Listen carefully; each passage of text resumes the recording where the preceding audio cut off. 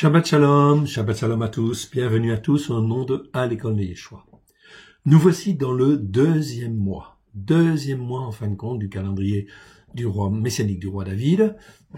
Donc nous démarrons avec la 27e paracha. Dans ce mois, deuxième mois, il y a toujours en fait 5 Shabbats. Donc nous sommes là au premier Shabbat de ce deuxième mois, selon le calendrier du messianique du roi David, dont Yeshua est l'héritier. Très important, donc, après la Pâque, c'est donc le deuxième Shabbat. Donc, entre la fête des prémices, plus précisément. Et, en fin de compte, la Pentecôte, il y a 7 Shabbats. Donc là, nous sommes au deuxième Shabbat dans cette série de 7. Nous en avons 5, et donc la Pentecôte, Shavuot, aura lieu donc le mois prochain. Toujours au même endroit. C'est ça qui est superbement intéressant avec ce calendrier messianique du roi David. Les fêtes de l'Éternel, les parachiotes, etc. sont toujours placés au même endroit. Donc, l'année prochaine, en fait ici, ce sera toujours en fait ici la 27e paracha qui aura lieu le deuxième, en fait ici, le deuxième jour de ce deuxième mois. Toujours le deuxième jour de ce deuxième mois, ça reste fixe. Ce qui change, c'est en fait la date. 24 avril cette année, l'année dernière, c'était le 25 avril. Donc tous les ans, on avance de 1 jour par rapport au calendrier grégorien. C'est très bien parce que ces deux calendriers sont des calendriers solaires. Donc, il y a très peu de décalage en réalité. Donc ça, c'est très intéressant. Mais ici, donc, si nous sommes le 24 avril, l'année prochaine, ce sera le 23 avril, tout simplement. Donc, on décale comme ça. Et ça pendant 6 ans, tout simplement. Pendant 6 années. Et au bout de la 7e année, à partir de la 7e année, là, il y a en fait un recalage, en fin de compte, d'une semaine. En fait, tout simplement. Donc, le calendrier messianique du roi David change très peu, varie très peu. En fait, ici, tous les ans, il varie en fin de compte 1 jour, puis en réalité, tous les 6 ans, on va rajouter une semaine. Il y a une semaine de décalage. Et ça permet ainsi de recaler, en fait, ici, tous les événements, les mouvements de la Lune et les mouvements du Soleil. Cela se fait au travers des gardes sacerdotales. Aujourd'hui, dans ce Shabbat, c'est le premier Shabbat, de ce deuxième mois, c'est en fait le sacrificateur Akotz. Vous le voyez en fait en haut de l'écran, qui apparaît. C'est la famille Akotz qui en fait devait faire le service selon les gardes sacerdotales. C'est la 7e classe selon en fin de compte David dans 1 Chronique 24. Donc là, c'est Akotz. C'est tout simple. L'année prochaine, ce sera pas Akotz, ça va décaler de 4 classes. Et c'est toujours très régulier comme ceci. Et au bout de 7 années, on décale en fin de compte tout le déroulement de David, l'enchaînement de David, on décale de 1 classe, tout simplement. Et ainsi, ça permet en fin de compte de gérer les mouvements du soleil et les mouvements de la lune. C'est extraordinaire. C'est là une révélation en fait fantastique. Donc on n'a plus besoin en fin de compte aussi des calculs compliqués, etc., qui peuvent être là pour nous aider effectivement à recaler les choses. Mais là, Dieu a donné à David une révélation extraordinaire. Cela permet de gérer en fait ici les mouvements du soleil et les mouvements de la lune, les saisons, les temps et les circonstances. C'est donc très important. Nous avons beaucoup à découvrir là-dessus encore, mais ça va venir. Mais là, nous sommes en fait dans la mécanique céleste de l'Éternel, notre Dieu. Et comme nous ne sommes pas destinés à être des enfants des ténèbres, ni à être aveuglés par quelque doctrine que ce soit, en fin de compte, le Seigneur nous montre de manière à être dans ses temps à lui. Cette 27e paracha, elle s'appelle Tarzia. Elle aura conçu. Donc ici, dans ces 7 semaines qui vont venir, entre la fête des prémices, c'est-à-dire la résurrection de Yeshua, et la Pentecôte Shavuot, c'est donc un programme de formation intense qui a lieu pendant 7 semaines, ou parfois dans les semaines, nous n'avons pas 1 paracha, mais 2 parachas. Ça, c'est très important. C'est pour nous aider à rentrer encore plus. Donc, on ne peut pas tout apprendre en une seule fois. C'est impossible. En un seul Shabbat, il y a beaucoup trop de lectures et beaucoup trop d'études. Mais c'est très important. Année après année, en fin de compte, et on va grandir. Ce qu'on n'a pas compris la première année, on va le comprendre la deuxième année, puis en fait encore la troisième année, puis encore la quatrième année, la cinquième année, etc. Je suppose que la formation complète, elle dure en fin de compte comme un cycle des gardes sacerdotales, au moins 6 ans, avec le renouvellement, c'est tous les 7 ans. Ok, bon, très bien. Je pense qu'il y a une logique en fait spirituelle derrière cela. Ici, cette semaine, nous avons donc 2 parachas. La 27e paracha, Tardia, elle aura conçu, c'est Vaïkra Lévitique, chapitre 12, verset 1 à chapitre 13, verset 59. La Haftara ou Haftarot au pluriel, ok, 2 Rois 4, verset 42 à 2 Rois 5, 19, pardon, ok. Ensuite, eh bien, c'est Ésaïe, 66, 7 à 24, le psaume 139 et la Brit Hadasha, c'est Marc chapitre 1, verset 29 à 39. Je vous laisse découvrir cet enseignement dans les parachutes qui suivent, en fait ici. Donc ça, c'est très important. Ok. Ensuite, eh bien, il y a la 28e paracha, ok, Metzora, celui qui est atteint par la lèpre, très important aussi. Lévitique chapitre 14, verset 1, verset en fin de compte 15-33 jusqu'à 15-33. Haftarot ou Haftara, 2 Rois 7, 1 à 20, Psaume 9, et la Brit Hadasha, c'est l'alliance nouvelle, l'alliance renouvelle, oui, c'est ça. Marc chapitre 1, verset 40 à 45. C'est donc être extrêmement important. C'est là que Salomon commença aussi à bâtir la maison de l'Éternel, donc en jaune. Sur fond jaune sont tous les aspects prophétiques. Nous les étudierons, mais c'est pas l'objet ici. D'abord, en fait, les parachas. L'étude des parachas nous permet de vraiment de nous ancrer sur, en fait, les racines hébraïques de la foi, afin d'avoir une foi inébranlable. Si nous cherchons à nous ancrer, eh bien, effectivement, l'Éternel le voit, et l'Éternel nous garde de toute corruption qui peut venir, ok, qui peut venir et nous entraîner sur une mauvaise voie. Donc vous n'avez pas à vous inquiéter en aucune manière, quel que soit votre niveau spirituel, mais dès lors que vous avez cette démarche de cœur de vouloir apprendre, de vouloir être enseigné, le fait d'être enseigné sur la Torah, les prophètes et les psaumes est extraordinairement important et fondamental afin de ne pas se laisser entraîner dans les temps qui viennent par des fausses doctrines. C'est une question extrêmement importante, c'est une question vitale, en réalité, essentielle et fondamentale. Je vous laisse découvrir donc ces 2 parachutes que nous avons enregistrés l'année dernière, 26e paracha, Tartia, elle aura conçu, et en fait la 28e paracha, Metzora, celui qui atteint de la lèpre. Si vous ne pouvez pas tout voir, ce n'est pas grave, laissez en fait de côté et vous reprendrez en fait un peu plus tard, ou l'année prochaine, bien évidemment, car le programme est dense, mais très riche. Et je vous encourage à les suivre, bien évidemment, et à suivre en fait le programme de formation qui vous est proposé là au travers du calendrier messianique du roi David.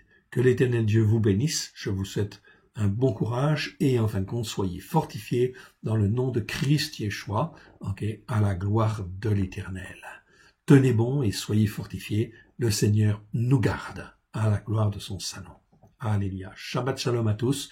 Que Dieu vous bénisse dans le précieux nom de Yeshua, son Fils bien-aimé. Amen. Lévitique 14. Donc on le retrouve en fait ici. Lévitique 14. Paracha, Metzora, celui qui est atteint par la lèpre ou le lépreux. Okay. La lecture, c'est Lévitique 14, 1 à Lévitique 15, 33. Okay. En hébreu, Vaïkra 14, 1 et Vaïkra, donc 15, 33. Très bien. La Haftara, ou les Haftarot, au pluriel, 2 Rois 1, 2 Rois 7, versets 1 à 20, et le psaume 9. La Bessora, ça veut dire évangile. Brit Hadasha, ça veut dire alliance renouvelée, alliance nouvelle. Marc 1, 4, 40 à 45. Donc c'est un petit passage de Marc. Mais combien grand, vous allez voir. Bien, lisons en fait le Lévitique 14. Et voyons ce qu'il en est. Donc on va le lire pour que, en fin de compte, vous puissiez, en fait, ici, parce qu'il y aura des petites différences par rapport à vos traductions, en fait, ici. Donc nous travaillons, en fait, le texte. Notre référence est toujours, en fait, l'hébreu. Donc sur notre page de droite, nous avons l'hébreu. Et en fait, ici, nous avons, en fait, une version que nous travaillons, ok, de manière à coller de plus en plus proche de l'hébreu et essayer de comprendre un petit peu plus et lever un petit peu la confusion qui existe dans les traductions. Alors lisons en fin de compte le premier passage. Donc on va lire jusqu'au verset 7 déjà. L'Éternel parla à Moshe et dit, « Voici quelle sera la Torah sur le lépreux. » Donc là, ici, vous voyez bien que c'est le mot Torah en fait en hébreu. Et le mot Torah, ça veut dire l'enseignement. Donc ici, on parle de l'enseignement. Voici quel sera l'enseignement sur le lépreux. C'est vraiment le sens du mot Torah. Donc c'est pas loi, hein. Loi, c'est les nations qui ont dit ça. En fait, ici, Torah, c'est l'enseignement, ok, toutes les paroles merveilleuses que Dieu veut nous donner, ses commandements, ses lois, ses manières de juger, pour que justement elles soient dans notre cœur, avec grâce et vérité au travers de Yeshua, par la puissance du Saint-Esprit, et que nous puissions être un peuple pour Dieu. Donc c'est une Torah merveilleuse, c'est un enseignement merveilleux. Il n'y en a pas de meilleur, il vient de Dieu. Okay? Donc en fait, on ne peut que l'accepter. Il faut vraiment être fou pour le laisser de côté. Ok, bon. Bref, voici quelle sera la Torah, l'enseignement, sur le lépreux pour le jour de sa purification. On l'amènera devant le sacrificateur, donc ça veut dire qu'il est guéri en fait, a priori. Ok, il y a eu des tests, le sacrificateur l'a déjà vu plusieurs fois, et puis en fin de compte, il est guéri. Donc on constate la guérison, donc le sacrificateur va confirmer en fait ça. J'aime bien un sacrificateur sous l'onction en fin de compte de Dieu. Hein. Le sacrificateur sortira du camp et le sacrificateur examinera si le lépreux est guéri de la plaie de la lèpre. Voilà. Donc il était à même de pouvoir examiner ces choses-là sous l'onction en fin de compte de Dieu. C'est très, très important. Le sacrificateur ordonnera que l'on prenne pour celui qui veut être purifié, on va traduire ça comme ça, pour celui qui veut être purifié, 2 oiseaux vivants et purs, du bois de cèdre, du rouge écarlate, du cocus ilicis et de l'hysope. Okay? Donc là, en fin de compte, on voit des choses très intéressantes. Très intéressantes, on voit en fait le bois de cèdre, c'est le symbole de la croix. Okay? Le rouge écarlate, c'est le symbole du sang, mais pas n'importe quel sang. En fait, ici, n'importe quel rouge écarlate, c'est ici le rouge écarlate du cocus ilicis. Donc, en hébreu, c'est bien marqué, du cocus ilicis. C'est pour ça que nous l'avons mis, en fait, ici. Donc, c'est très important. Je vous renvoie à des études sur Exode, où nous avons parlé du cocus ilicis, oui, bien sûr. Okay? C'est très important, parce que on n'avait pas du rouge comme ça facilement. Hein? Okay? Donc, du rouge écarlate, du cocus ilicis et de l'hysope. Okay? Donc, l'hysope, c'est une petite branche, et puis on faisait l'onction avec ça, ou la bénédiction, en fait, avec ça. Le sacrificateur ordonnera qu'on égorge l'un des oiseaux sur un vase de terre, sur de l'eau vive. Il prendra l'oiseau vivant, le bois de cèdre, donc là c'est bien dit, le bois de cèdre, que tu as eu, le rouge écarlate, du cocus ilicis, et l'hysope. Et il les trempera avec l'oiseau vivant dans le sang de l'oiseau égorgé sur l'eau vive. Il en fera 7 fois l'aspersion sur celui qui veut être purifié, de la lèpre. Puis, il le déclarera pur et il lâchera dans les champs l'oiseau vivant, pour dire que cette peste, en fait, elle est partie, c'est terminé. C'était donc une manière de montrer que la chose était réglée dès lors que l'on marchait, en fait, avec foi, encore à l'époque, et que les gens étaient justifiés. La justification se fait toujours par la foi. Même dans la Torah, les prophètes et les psaumes. À l'instar, en fin de compte, de, Abraham, Genèse 15:6, où Abraham est justifié par sa foi. On marche par la foi. C'est pour ça que la loi et la grâce ne s'opposent absolument pas du tout. On est là dans un enseignement, en fait, en réalité, et si on respecte, en fait, les lois de Dieu, eh bien, en fin de compte, on était, avec l'action de Dieu, eh bien, à un certain moment, on était guéri, et puis quand on était guéri, eh bien, en fait, on rendait grâce à Dieu, et on remerciait, et on confirmait, en fait, cela, bien évidemment. Ok. Donc, verset 7. Il en fera 7 fois l'aspersion sur celui qui veut être purifié de la lèpre. Il le déclarera pur, et il lâchera dans les champs l'oiseau vivant. Oui. Celui qui se purifiera lavera ses vêtements, rasera tout son poil, et se baignera dans l'eau, et il sera pur. Ensuite, il pourra entrer dans le camp, mais il restera 7 jours hors de sa tente. Le 7e jour, il rasera tout son poil, sa barbe, sa tête, sa barbe, ses sourcils, il rasera tout son poil, il lavera ses vêtements, il baignera son corps dans l'eau, et il sera pur. Le 8e jour, il prendra 2 agneaux sans défaut, et une brebis d'1 an sans défaut. 3 dixièmes de fleur de farine, 3 dixièmes d'un épha de fleur de farine, c'est-à-dire ce qu'il y a de meilleur dans la farine, en offrande ordinaire, pétrie à l'huile, et un log d'huile. le sacrificateur qui rend pur, ok, ou qui fait la purification, ok. On pourrait traduire qui fait la purification, oui, bon, c'est acceptable. Présentera l'homme qui veut être purifié et dans toutes ces choses, voilà, présentera l'homme qui veut être purifié et toutes ces choses devant l'Éternel à l'entrée de la tente du rendez-vous. C'est bien tente du rendez-vous, pas tente d'assignation. Oed Moël, c'est-à-dire tente du rendez-vous. Le sacrificateur prendra l'un des agneaux, il l'offrira en sacrifice pour le délit avec le log d'huile, il les agitera de côté et d'autre devant l'Éternel. Ah, ici on parle de sacrifice pour le délit. Je crois que dans vos Bibles, la plupart du temps, c'est traduit par sacrifice de culpabilité. Donc c'était très important, en fin de compte, de bien recaler ces choses-là. En fait, vous avez 4 grandes sortes de sacrifices. Vous avez anciennement l'Holocauste, qu'on va appeler ça un sacrifice pour l'élévation. Ok, sacrifice en fait d'action de grâce, ou plutôt en fait de remerciement. Ok, c'est pour ça qu'on va les appeler nous remerciements, c'est pour remercier Dieu. Ok, sacrifice pour le péché, 3e catégorie. Ok, et c'est quand on a péché, tout simplement. Ok, et en fin de compte, les sacrifices pour le délit, où là effectivement, eh bien c'est un délit. Okay, c'est-à-dire qu'en fin de compte, eh bien c'est plus qu'un péché, si je puis dire. On n'a pas simplement manqué le but. Okay, là, il y a une infraction, etc. Et il y a une condamnation, en fait, ici, qui est donnée par les Écritures, en fait, elles-mêmes. Okay, donc, forcément, eh ben, c'est un délit. C'est pas sacrifice de culpabilité. Parce qu'après, on finit par se mélanger, en fin de compte, dans les traductions françaises, je suis d'accord avec vous, ce qui fait que c'est pas facile, en fait, à lire. Donc là, on recadre, en fait, les choses de manière à ce que ce soit plus simple. Donc, sacrifice pour le délit, avec le log d'huile. Donc, forcément, la lèpre, ça veut dire quelque part, il y a un délit. Soit nous, soit en fin de compte, nos parents, nos ancêtres.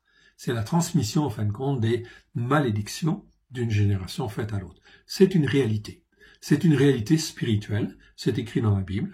Ok, c'est pour ça qu'il faut effectivement être enseigné en fait là-dessus. Et ça, c'est très important. Dans le monde catholique, on n'en parle pas du tout. Ok.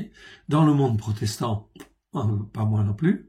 Ok. Et dans le monde évangélique, on devrait en fait en parler, mais rares sont les églises qui parlent de malédiction, considérant que tout a été accompli par Christ Yeshua, et en fin de compte, eh ben, on est en aveugle. En fait, on marche notre vie chrétienne, en fait, en étant dans l'aveugle. Ou aveuglé, tout simplement. Et on n'est pas instruit. Or, le but de Dieu, c'est justement, en fin de compte, de nous sanctifier, de nous purifier, de nous laver et de nous apprendre ce qui est péché, transgression et iniquité. Et ça, c'est très important. Ça correspond, en fin de compte, à la purification des péchés dont parle en fait Pierre, très simplement, et Jacques. Okay? Jacques parle de la purification des péchés. Il a oublié, s'il ne plonge pas les regards dans la Torah, cette Torah de liberté, va dire Jacques, eh bien, en fin de compte, il a oublié la purification de ses péchés.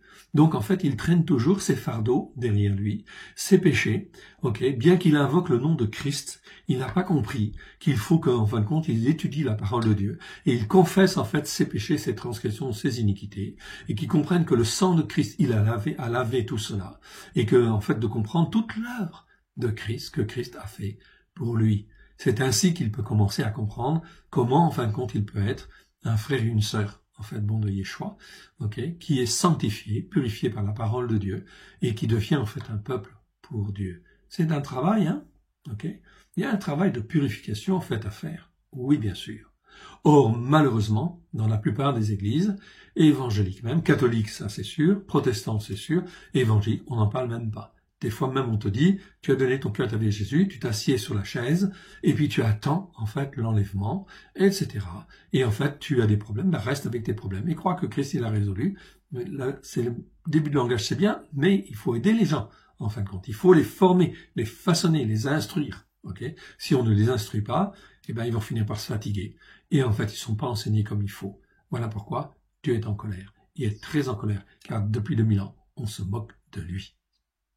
Donc ici, le sacrificateur prendra l'un des agneaux et l'offrira en sacrifice pour le délit. Donc, en fait, la peste, en fait ici, la lèpre, en fait ici, c'est la conséquence, en fait, de toute façon de choses relativement graves, qu'on connaît ou qu'on ne connaît pas. En tout cas, les faits sont là.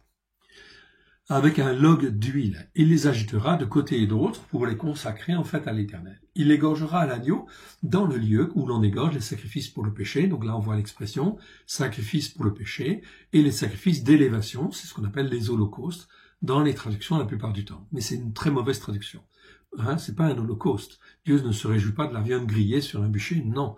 En fait, Dieu veut ce qu'il veut. Au travers de ça, c'est montrer qu'on doit s'approcher de lui et s'offrir entièrement, en fait, à lui. C'est un sacrifice d'élévation. Si on sacrifiait hier une bête, c'était pour montrer qu'on était d'accord et que l'on voulait, en fin de compte, s'approcher complètement, en fin de compte, de Dieu, ok, et que, en fin de compte, on voulait plus, effectivement, aller marcher mal devant le Seigneur.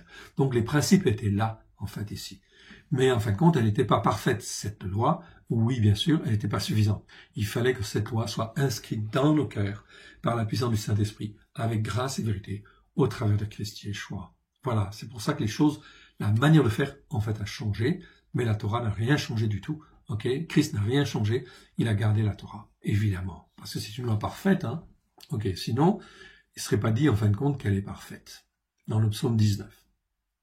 Donc ici, il égorgera, verset 13, il égorgera l'agneau dans le lieu où on égorge les sacrifices pour le péché et les sacrifices d'élévation, dans le lieu saint, d'accord? Car le sacrifice pour le délit et le sacrifice pour le péché sont pour le sacrificateur, c'est sainteté des saintetés, ok? Ou c'est une chose très sainte. Dans nos traductions, c'est traduit par, en fait, une chose très sainte.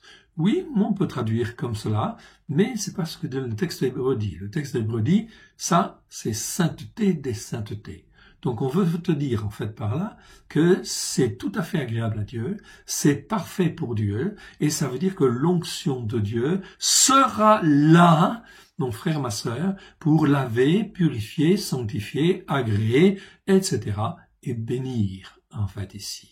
Et pouvoir redonner la vie, parce que le but de Dieu, en fait, au travers de ses lois et ses règles, qui n'étaient là que l'image, ou, comment dire, l'esquisse des choses à venir. C'est pas l'ombre. Quand on dit l'ombre, ça veut dire, on s'en intéresse pas. Non, c'est pas l'ombre. Ok? Parce que le terme est utilisé d'une manière négative. Et ça, ce sont les évangéliques qui ont, en fin de compte, déformé, en fait, le message. Ok? Donc, il faut corriger, en fait, là-dessus.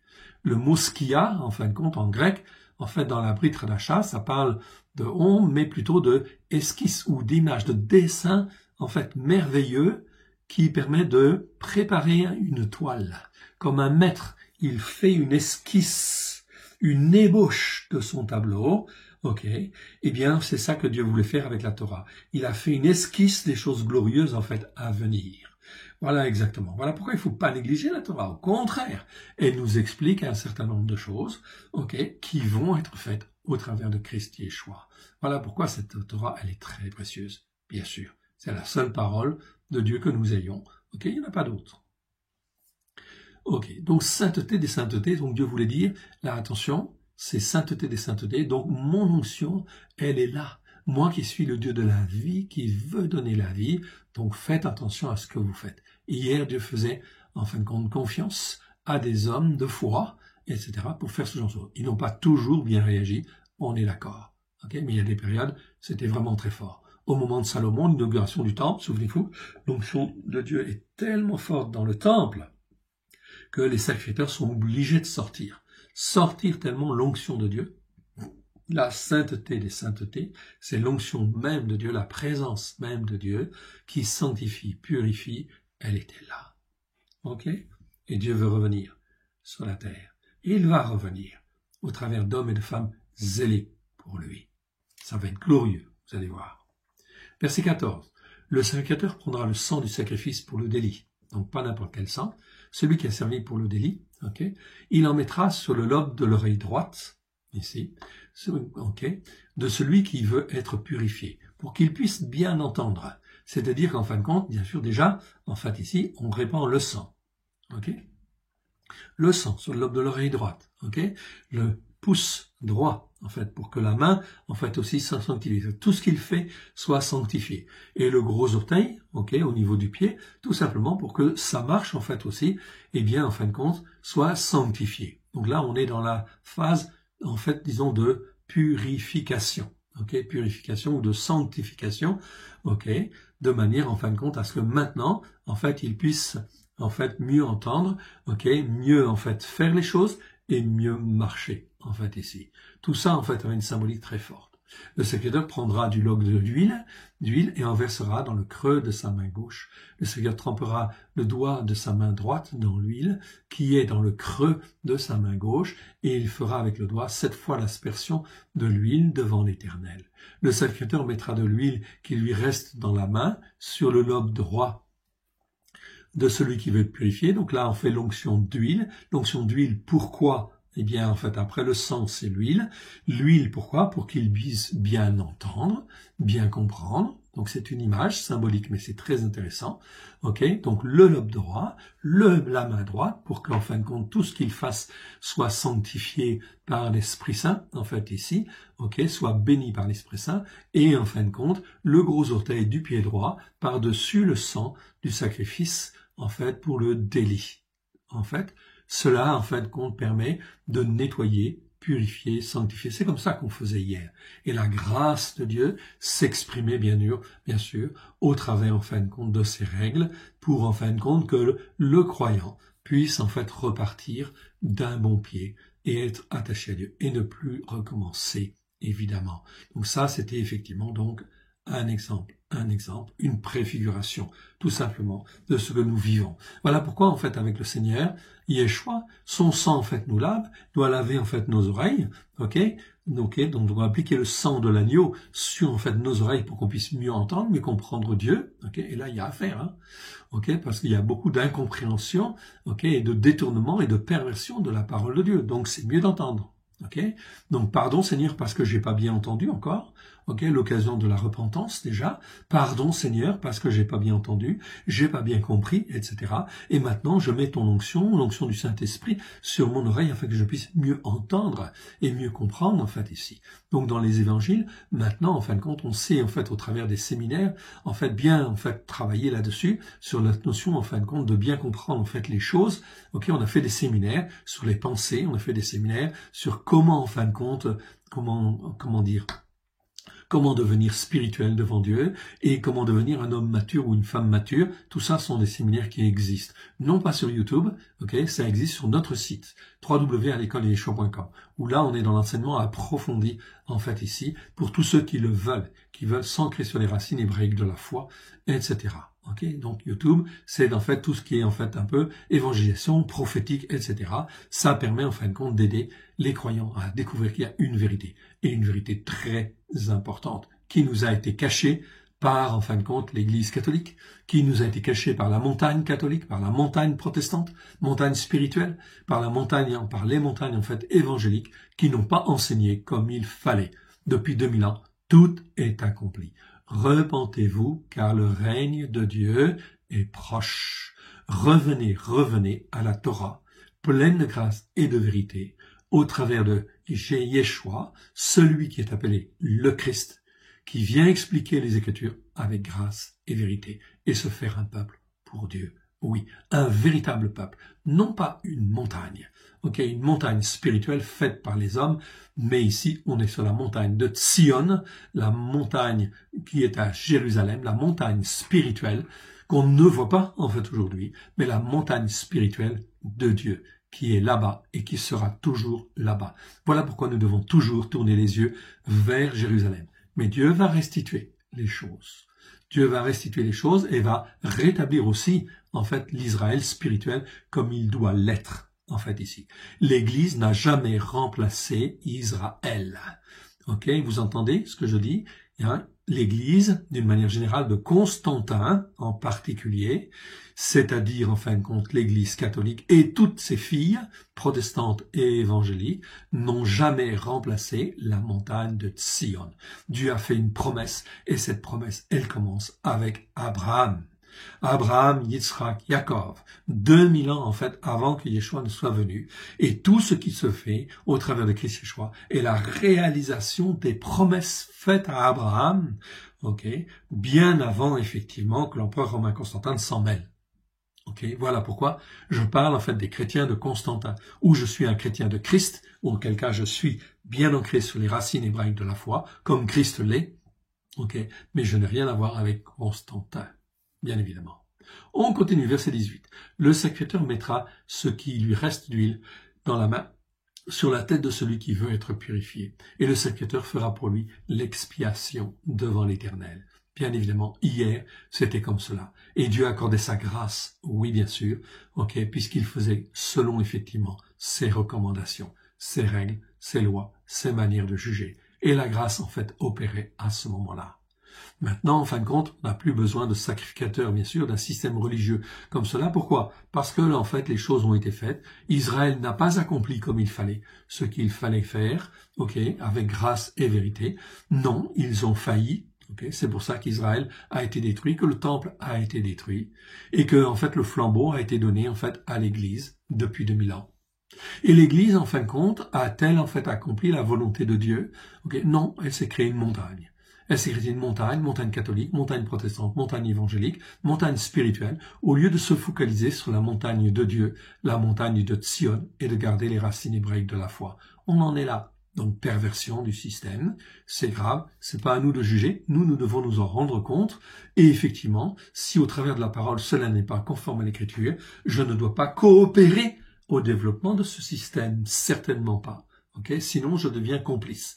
Alors, je dois sortir.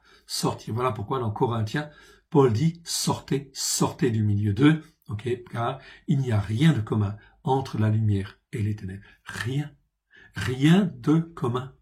Donc il n'y a rien de commun, même si on a annoncé Christ, tant mieux, merci. Paul se réjouit, parce que même s'il a été annoncé correctement, il a quand même été annoncé, c'est bien, mais c'est terminé. Dieu veut en fin de compte revenir, ramener en fait au message qu'il avait donné depuis le début. Un christianisme juif, essentiellement juif, exclusivement juif, bien posé sur la Torah, les prophètes et les psaumes, à la lumière de Yeshua. On en est là. Voilà pourquoi Dieu est en colère et il vient avec son feu. Nous avons vu dans la paracha précédente que Dieu, dans Ésaïe, venait avec son feu. On est dans une période de jugement et il va juger. Il va juger tous ceux qui ont enseigné. Vous entendez? Tous ceux qui ont été en fait enseignants, responsables, pasteurs, évangéliques, prophètes, etc., qui se sont dit prophètes, etc., tout cela vont être jugés en fait ici, d'une manière en fait ici quelque part sévère. Déjà une des sanctions avec le Covid-19, coronavirus, c'est qu'en fait ici maintenant, on n'a plus le droit, ils n'ont plus le droit, toutes les assemblées sont interdites de se rassembler. C'est un temps, oui, mais ça va continuer en fait aussi, malheureusement. Le sacrificateur mettra, pourquoi? Parce que Dieu veut ramener les choses. Et Dieu ne veut pas laisser les brebis. Il dit dans Ézéchiel, je reprendrai mes brebis. Elles ont été mal enseignées. Je ferai la différence entre les brebis grasses, et les brebis maigres, etc. Le Seigneur, en fin de compte, dit, je reprendrai mes brebis. Parce qu'elles ne sont pas enseignées comme il convient. Le sacrificateur mettra donc, en fait, ici, et il fera l'expiation. Verset 19, puis le sacrificateur offrira le sacrifice pour le péché, et il fera l'expiation pour celui qui veut être purifié, etc., de sa souillure. Ensuite, il égorgera le sacrifice d'élévation, pour dire, en fait, ensuite, effectivement, maintenant, en fait, ici, après avoir fait le péché, le délit, etc., l'onction du sang et l'onction en fait ici d'huile, maintenant on se consacre totalement à l'Éternel, au travers de Christ Yeshua, son Fils bien-aimé, et que par la puissance du Saint-Esprit, il nous façonne et nous forme conformément à l'Écriture. Là on a fini le chapitre 13. Maintenant on va dans le chapitre 14. 14 en fait, de Lévitique. On est encore... on était au 14, pardon. On est 14 et on est au verset 20, autant pour moi. Le sacrificateur, on continue. Le sacrificateur offrira sur l'autel le sacrifice d'élévation et l'offrande ordinaire. L'offrande ordinaire, c'était une offrande de farine, tout simplement, pétrie à l'huile. Il fera pour cet homme l'expiation, il sera pur.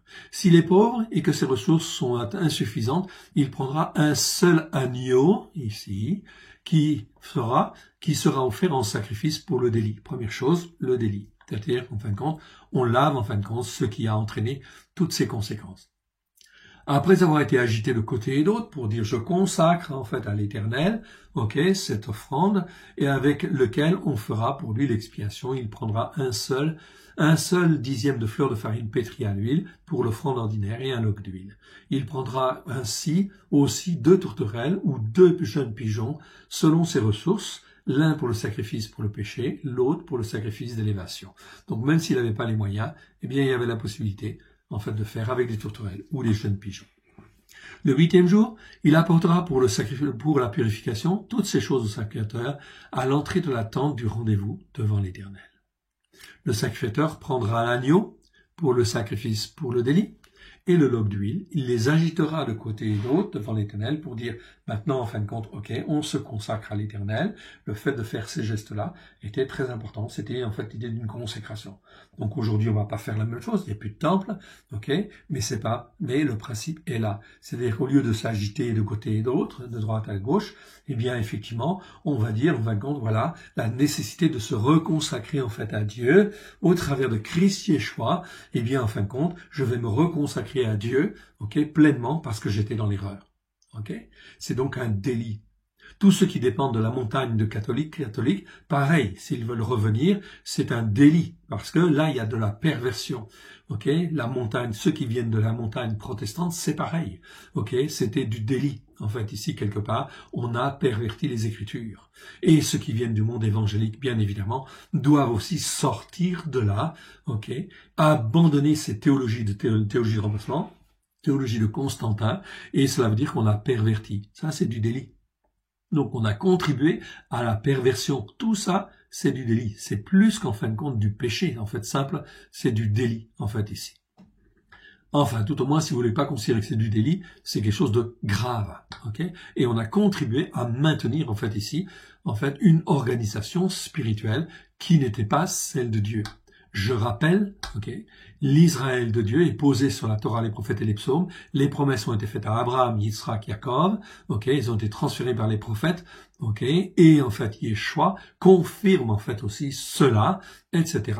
Nous sommes dans un Israël spirituel avec Yeshua qui continue. On est là avec les Nazoréens, les consacrés, consacrants. Ceux qui ont la Torah dans le cœur, qui écoutent et qui mettent en pratique et qui apprennent aux autres à faire de même. Je vous renvoie à ces enseignements sur le Nazoréen. Verset 25. Il égorgera l'agneau pour le sacrifice de délit.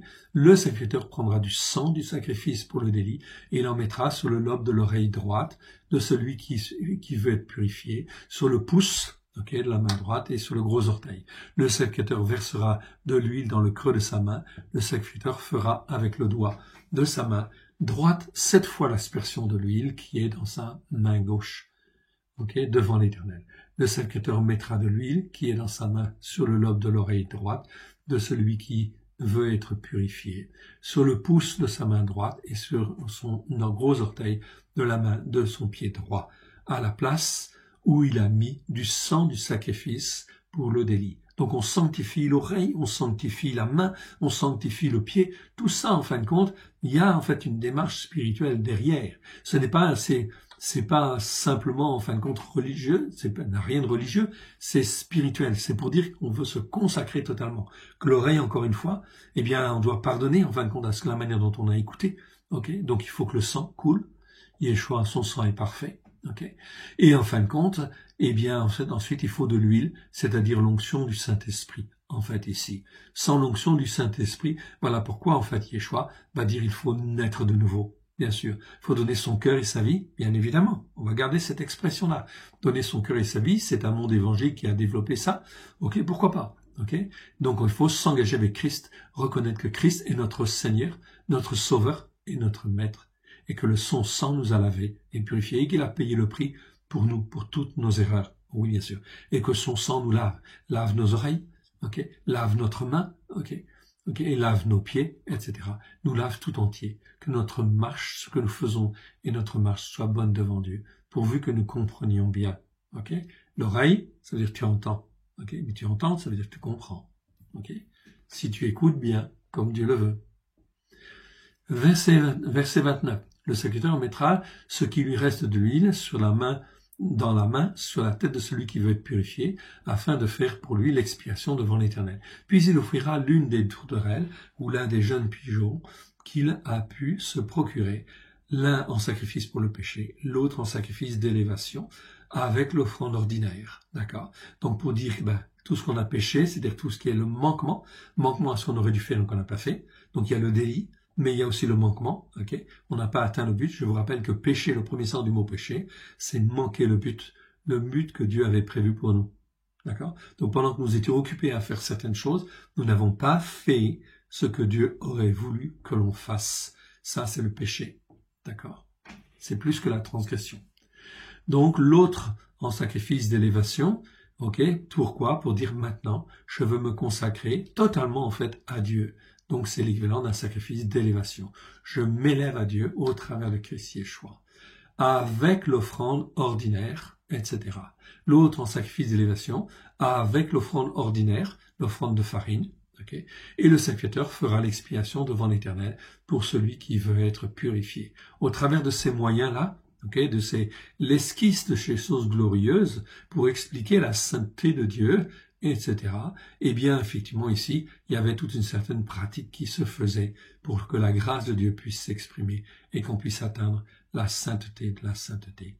Dieu veut nous sanctifier, Dieu veut nous purifier, Dieu veut qu'on soit à lui et à lui parfaitement. Verset 32. Telle est la Torah pour la purification de celui qui a une plaie de lèpre, dont les ressources sont insuffisantes. La Torah pour la purification. Torah, ça veut dire enseignement. Donc ici on dit, tel est l'enseignement pour la purification de celui qui a une plaie de lèpre.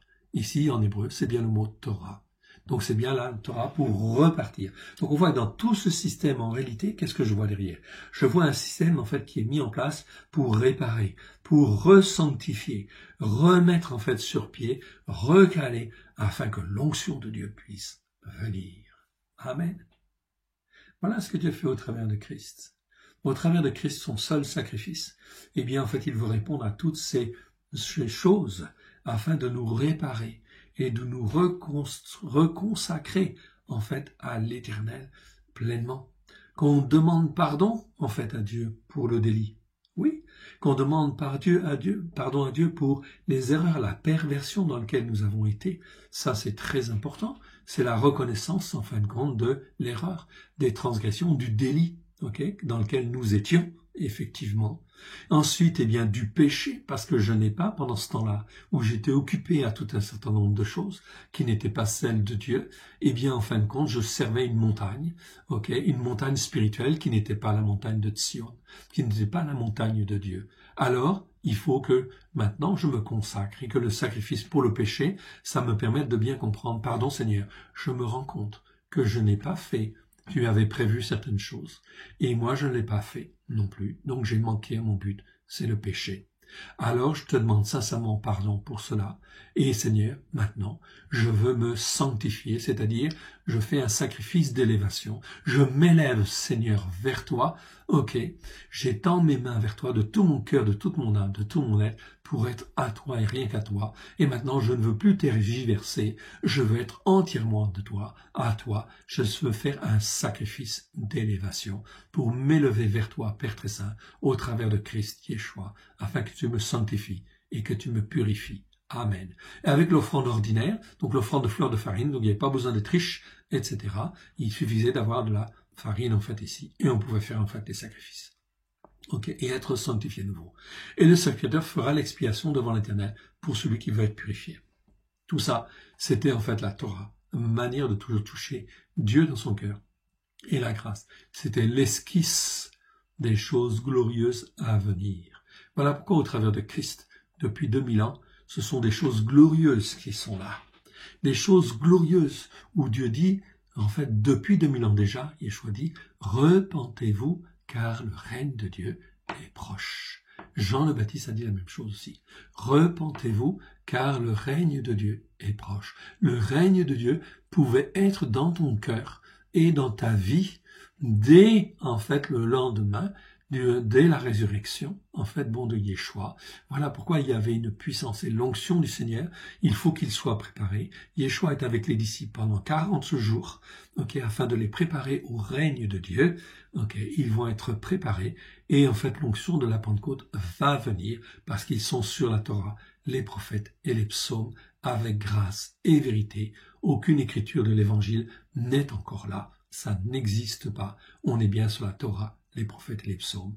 Et Yeshua est avec les disciples. Et il leur ouvre les yeux, sur tout ce qui le concerne, dans la Torah, les prophètes et les psaumes. Je vous renvoie à Luc 24. Je ne m'étends pas dessus, sinon j'en ai pour au moins une demi-heure.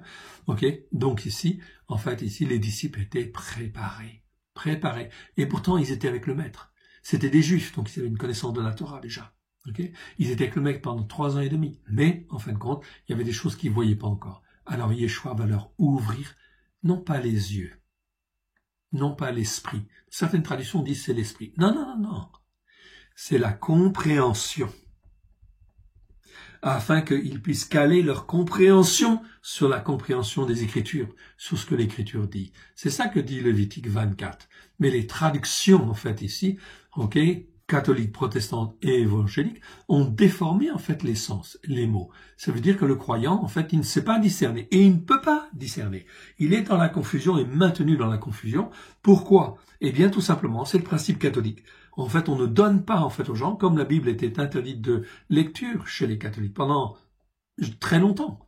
Je crois que même en 1950, c'était encore interdit, en fait, ici, et que c'était, en fin de compte, certains pouvaient, le faisaient quand même, mais c'était interdit, Pourquoi? Pour éviter les dérives, et en fin de compte, il y avait même des recommandations au lieu qui disaient, en fin de compte, au pape, il est important que le chrétien ne lise pas la parole, parce que s'il lit la parole de Dieu, il va se rendre compte que nous, en fait, et catholiques, nous sommes complètement à côté de la plaque, etc. C'est un écrit officiel qui date du XVe siècle et qui est encore à la Bibliothèque nationale de Paris. On peut le consulter. Et en fin de compte, là, on interdit aux croyants de lire la Bible. Pourquoi? Parce qu'ils pourraient se rendre compte. Voilà pourquoi Dieu a permis, en fait, la venue du protestantisme pour sortir de l'Église catholique. Et en fin de compte, là aussi, ils n'ont pas été suffisamment loin. Ensuite est venu les églises évangéliques, oui, bien sûr. Et Dieu voulait, avec les églises évangéliques, aller beaucoup plus loin, bien évidemment, pour ramener, en fin de compte, à l'écriture, Mais non, au lieu de cela, l'orgueil de l'homme a fait que telle église voulait être, en fait, une église plus grande que l'autre, etc. Et ce n'était qu'orgueil, orgueil. Quand je suis arrivé, en fait, à Nantes, en 90, j'avais donné mon cœur et ma vie à Yeshua. En 92, pardon, j'avais déjà 2 ans dans les Écritures, mais j'étais accroché, je lisais 12 heures par jour, etc., les Écritures, et je me suis aperçu quand je passais d'une église à une autre, parce que le Seigneur m'a envoyé à droite et m'a envoyé à gauche, donc j'ai fréquenté, en fait, tout un certain nombre d'églises, et je voyais, en fait, ici, que là, on interprète comme ça, là, on interprète comme ça, là, on interprète comme ça, et en fin de compte, il y a plein d'interprétations, comme l'homme le veut. Mais on ne cherche pas Dieu, en fin de compte, principalement. Dieu n'a pas la première place. Elohim, le Dieu d'Abraham, de Yitzhak et de Jacob, n'a pas la première place. Voilà pourquoi, en fait, ici, il y a des dérives. Et des dérives qui vont de plus en plus aller dans la déviation, etc. Donc on est de plus en plus dans la dérive. Voilà pourquoi le Seigneur dit, sortez du milieu d'eux. Je vais m'en occuper. On continue, mes frères et sœurs. Donc on arrive en fait ici, dans le verset 33 où on nous parle en fait de la purification d'une maison. Ah tiens, une maison peut être lépreuse? Oui. On a vu que en fait l'homme pouvait en fait être lépreux, touché par la lèpre, oui. On a vu que des vêtements pouvaient être touchés par la lèpre. Et s'ils sont vraiment touchés par la lèpre, qu'est-ce que dit le Seigneur? Tu les brûleras. Eh oui, c'est même pas la peine de réparer ou d'essayer de guérir, tu les brûles, Ils doivent être détruits. Eh bien ici, en fait, on va s'apercevoir qu'une maison peut être lépreuse aussi. Comment une maison peut-elle être lépreuse? Tout cela dépend de ce qui s'est passé dans cette maison dans les années précédentes, dans les dizaines d'années, centaines d'années, etc. Les malédictions qui pèsent sur ce lieu-là, etc. Donc une maison peut être lépreuse, en fait, aussi. Voilà pourquoi c'est très important de voir ce qu'il en est. Écoutons, lisons le passage, en fait, ici. L'Éternel parla à Moshe et à Aaron et dit, « Lorsque vous serez entrés dans le pays de Canaan, dont je vous donne en fait la possession si je mets une plaie de lèpre sur une maison du pays que vous posséderez. Donc là, vous voyez bien que c'est l'Éternel qui dit, si je mets, vous allez rentrer dans un pays qui n'est pas le vôtre. Il s'est passé tout un certain nombre de choses, en fait, ici. Ok, il y a un historique, ok, il s'est passé des choses, en fait, ici, dans ce pays, le Canaan. C'était, en fin de compte, un pays où, en fait, l'abomination était, en fait, largement répandue et il y avait toutes sortes, en fait, de mauvaises choses qui étaient là. Donc, le Seigneur dit, si je mets une plaie de lèpre sur une maison du pays que vous posséderez, celui à qui appartiendra la maison ira la déclarer au sacrificateur et dira, j'aperçois comme une plaie dans ma maison. Le sacrificateur, avant d'y entrer pour examiner la plaie, ordonnera qu'on vide la maison afin que tout ce qui y est ne devienne impur, c'est-à-dire ne soit corrompu, en fait, ici. Après cela, le sacrificateur entrera pour examiner la maison. Le sacrificateur examinera la lèpre. S'il voit qu'elle offre sur les murs de la maison des cavités verdâtres et rougeâtres, paraissant plus enfoncées que le mur, il sortira de la maison et quand il sera à la porte, il fera fermer la porte pour 7 jours. Le sacrificateur y retournera le 7e jour. S'il voit que la plaie s'est rétendue sur le mur de la maison, il ordonnera qu'on ôte les pierres attaquées de la plaie et qu'on les jette hors de la ville dans un lieu impur. Il fera racler tout l'intérieur de la maison et l'on jettera hors de la ville dans un lieu pur la poussière qu'on aura raclée. On prendra d'autres pierres que l'on mettra à la place des premières et l'on prendra d'autres mortiers pour recrépir la maison. Si la plaie revient et fait éruption dans la maison, après qu'on ait ôté les pierres raclées et recrépi la maison, le sacrificateur y retournera. S'il voit que la plaie s'est étendue dans la maison, c'est une lèpre invétérée, c'est-à-dire profonde, ok, ancrée, et il n'y a rien à faire. Okay. Donc là, ça veut dire qu'ici, il y a quelque chose qui se passe vraiment grave. C'est une lèpre invétérée dans la maison, elle est impure. Donc dans ces cas-là, qu'est-ce qu'on fait? Est-ce qu'on refait quelque chose? Non. Verset 45, on abattra la maison, les pierres, le bois et tout le mortier de la maison, et l'on portera ces choses hors de la ville dans un lieu impur. C'est-à-dire qu'on ne veut même pas faire de la récupération. Récupérer en fin de compte ce qui était de sa maison pour le remettre en fait ailleurs. Surtout pas. C'était ce qu'on appelle dévoué par interdit, si vous voulez. Ça revient à la même chose. C'est-à-dire maudit, en fait, ici. Et quand on dit maudit, ça veut dire que c'est chargé spirituellement. Okay. Verset 46. Celui qui sera entré dans la maison pendant tout le temps qu'elle était fermée sera impur jusqu'au soir. Celui qui aura couché dans la maison lavera ses vêtements.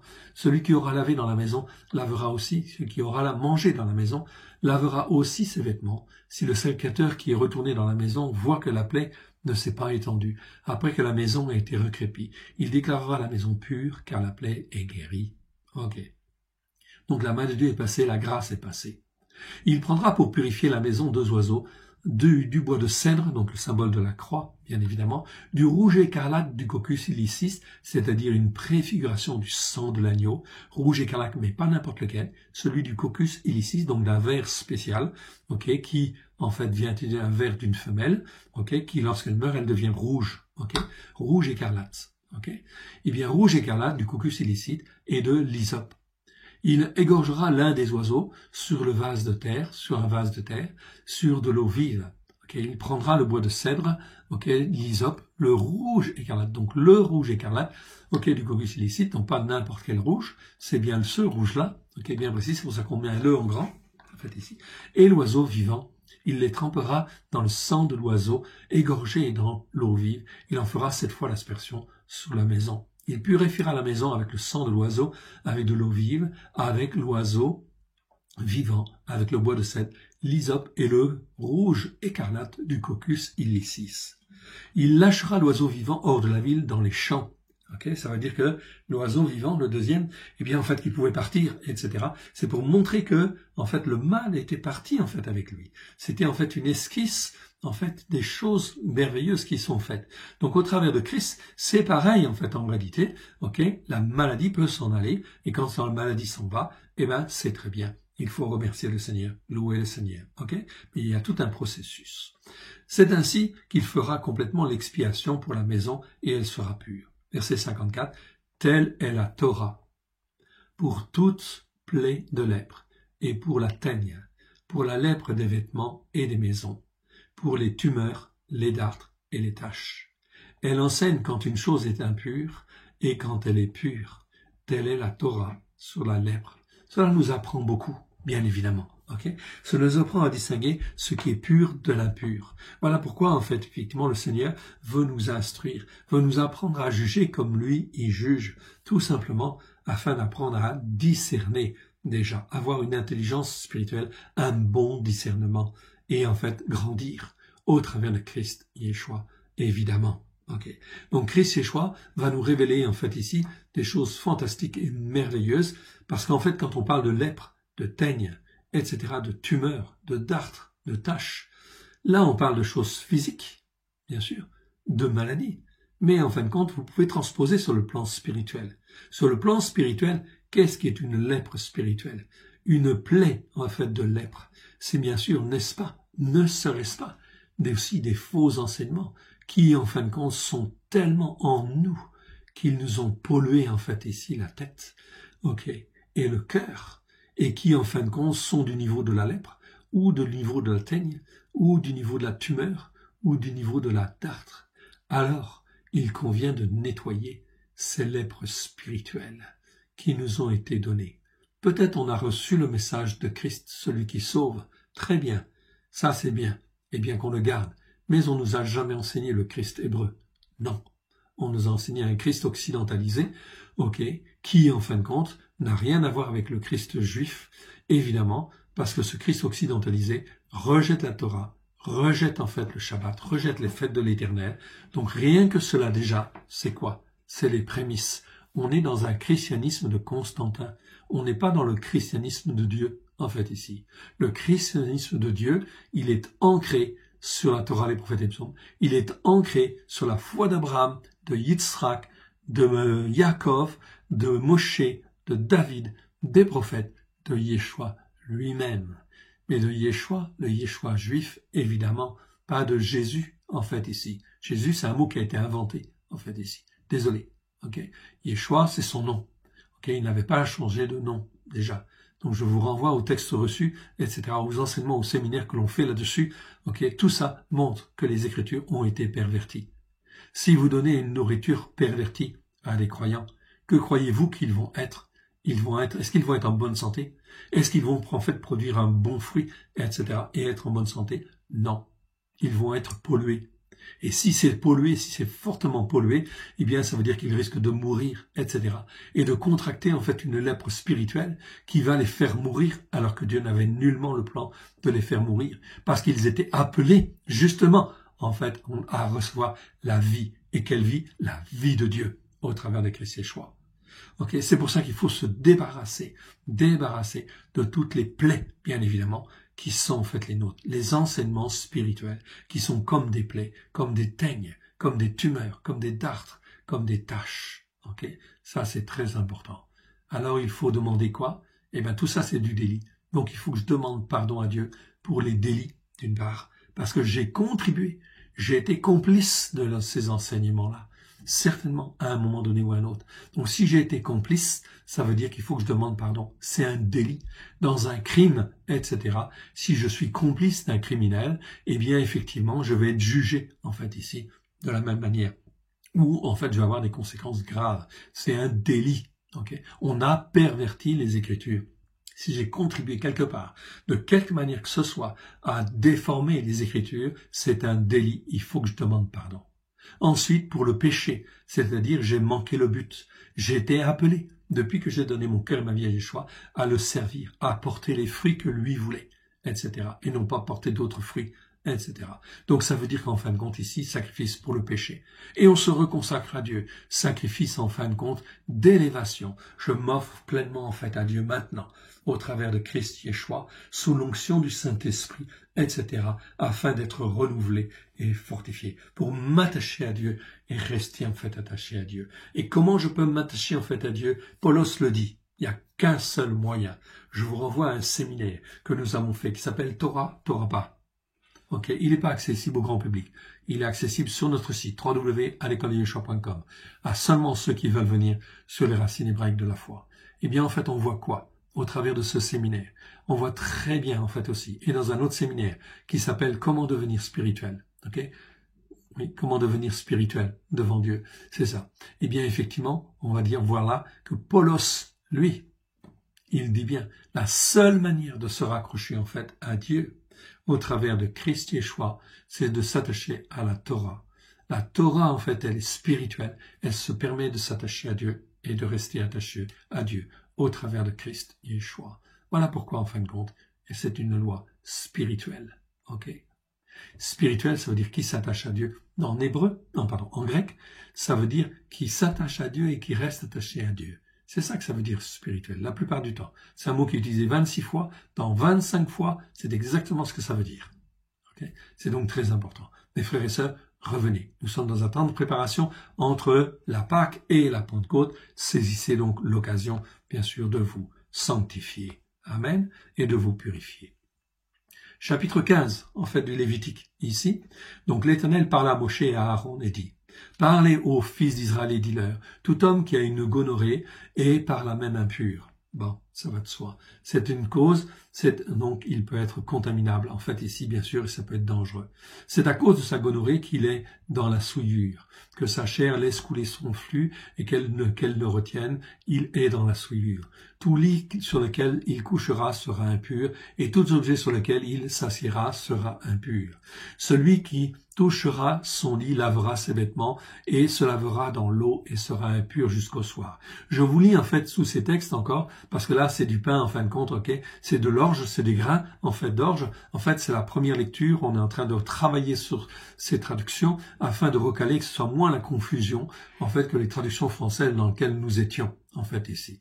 Donc ce sera un pur contaminant. Donc vous l'avez sur la vidéo, vous pouvez faire pause, comme ça vous permet en fin de compte de revoir vous-même, etc. et de voir tranquillement et de comparer par rapport aux traductions. Un jour, si Dieu le veut, on y traitera en fait une Torah. Mais pour le moment, le but c'est d'éditer en fait une bride d'achat qui soit vraiment en fait ancrée sur les racines hébraïques de la foi. Ok, nous avons déjà les évangiles sur notre site et en fait ensuite on mettra en fin de compte toute la bride d'achat, c'est-à-dire toute l'alliance renouvelée, l'alliance nouvelle sur la pensée hébraïque en fait ici, et sur la Torah, les prophètes et les psaumes, et sur le texte reçu du XVIIe siècle. Ok, très intéressant. Ok, verset 6. Celui qui s'assiera sur l'objet sur lequel il est assis lavera ses vêtements, se lavera dans l'eau et sera impur jusqu'au soir. Donc on parle ici de pollution, contamination, etc. Oui, faut faire très attention, car dans les temps qui viennent, ok, Dieu va libérer en fin de compte tout un certain nombre de choses, ok, pour en fait amener ses jugements, et aussi en fin de compte, ok, que les gens en fait fassent, s'ils ont bien appris et s'accrochent bien à la Torah, qu'ils soient gardés. Ou tout au moins, s'ils la connaissent pas bien, qu'ils aient au moins l'intention, en fait, de l'avoir dans le cœur. Et de dire, je me suis trompé, je veux me sanctifier. Verset 7. Celui qui touchera sa chair lavera ses vêtements, se lavera dans l'eau et sera impur jusqu'au soir. S'il crache sur un homme impur, cet homme lavera ses vêtements, se lavera dans l'eau et sera impur jusqu'au soir. Toute monture sur laquelle il s'assiera sera impure. Donc crachera, c'est-à-dire postillonnera, etc., toutes ces choses-là. Donc il faut faire attention, évidemment. Donc le port du masque, certainement dans les temps à venir, est recommandable, oui bien sûr, au plus haut point. Celui qui touchera une chose quelconque qui a été sous lui sera impur sous lui sera impur jusqu'au soir. Et celui qui la portera lavera ses vêtements, se lavera dans l'eau et sera impur jusqu'au soir. Celui qui sera touché par lui et qui ne sera pas lavé les mains dans l'eau lavera ses vêtements, se lavera dans l'eau et sera impur jusqu'au soir. Tout vase de terre qui sera touché par lui sera brisé, tout vase de bois sera lavé dans l'eau. Lorsqu'il sera purifié de son flux, il comptera 7 jours pour sa purification, il lavera ses vêtements, donc c'est une quarantaine, tout simplement, il lavera sa chair avec de l'eau vive et il sera pur. Le 8e jour, il prendra 2 tourterelles et 2 pigeons, ou 2 pigeons, il ira devant l'Éternel à l'entrée de la tente d'assignation, la tente du rendez-vous, pardon, c'est pas tente d'assignation, et il les donnera au sacrificateur. Le sacrificateur les offrira, l'un en sacrifice pour le péché et l'autre en sacrifice d'élévation. Okay, le sacrificateur fera l'expiation pour lui devant l'Éternel à cause de son flux. L'homme qui aura une pollution lavera tout son corps dans l'eau et sera impur jusqu'au soir. Tout vêtement et toute peau qui en seront atteints seront lavés dans l'eau et seront impurs jusqu'au soir. Si une femme a couché avec un tel homme, ils se laveront l'un et l'autre, ils seront impurs jusqu'au soir. Ok, on continue. Verset 19, la femme qui aura un flux de sang, sa chair restera 7 jours dans son impureté. Quiconque la touchera sera impur jusqu'au soir. Tout lit sur lequel elle couchera pendant son impureté sera impur, et tout objet sur lequel elle s'assiera sera impur.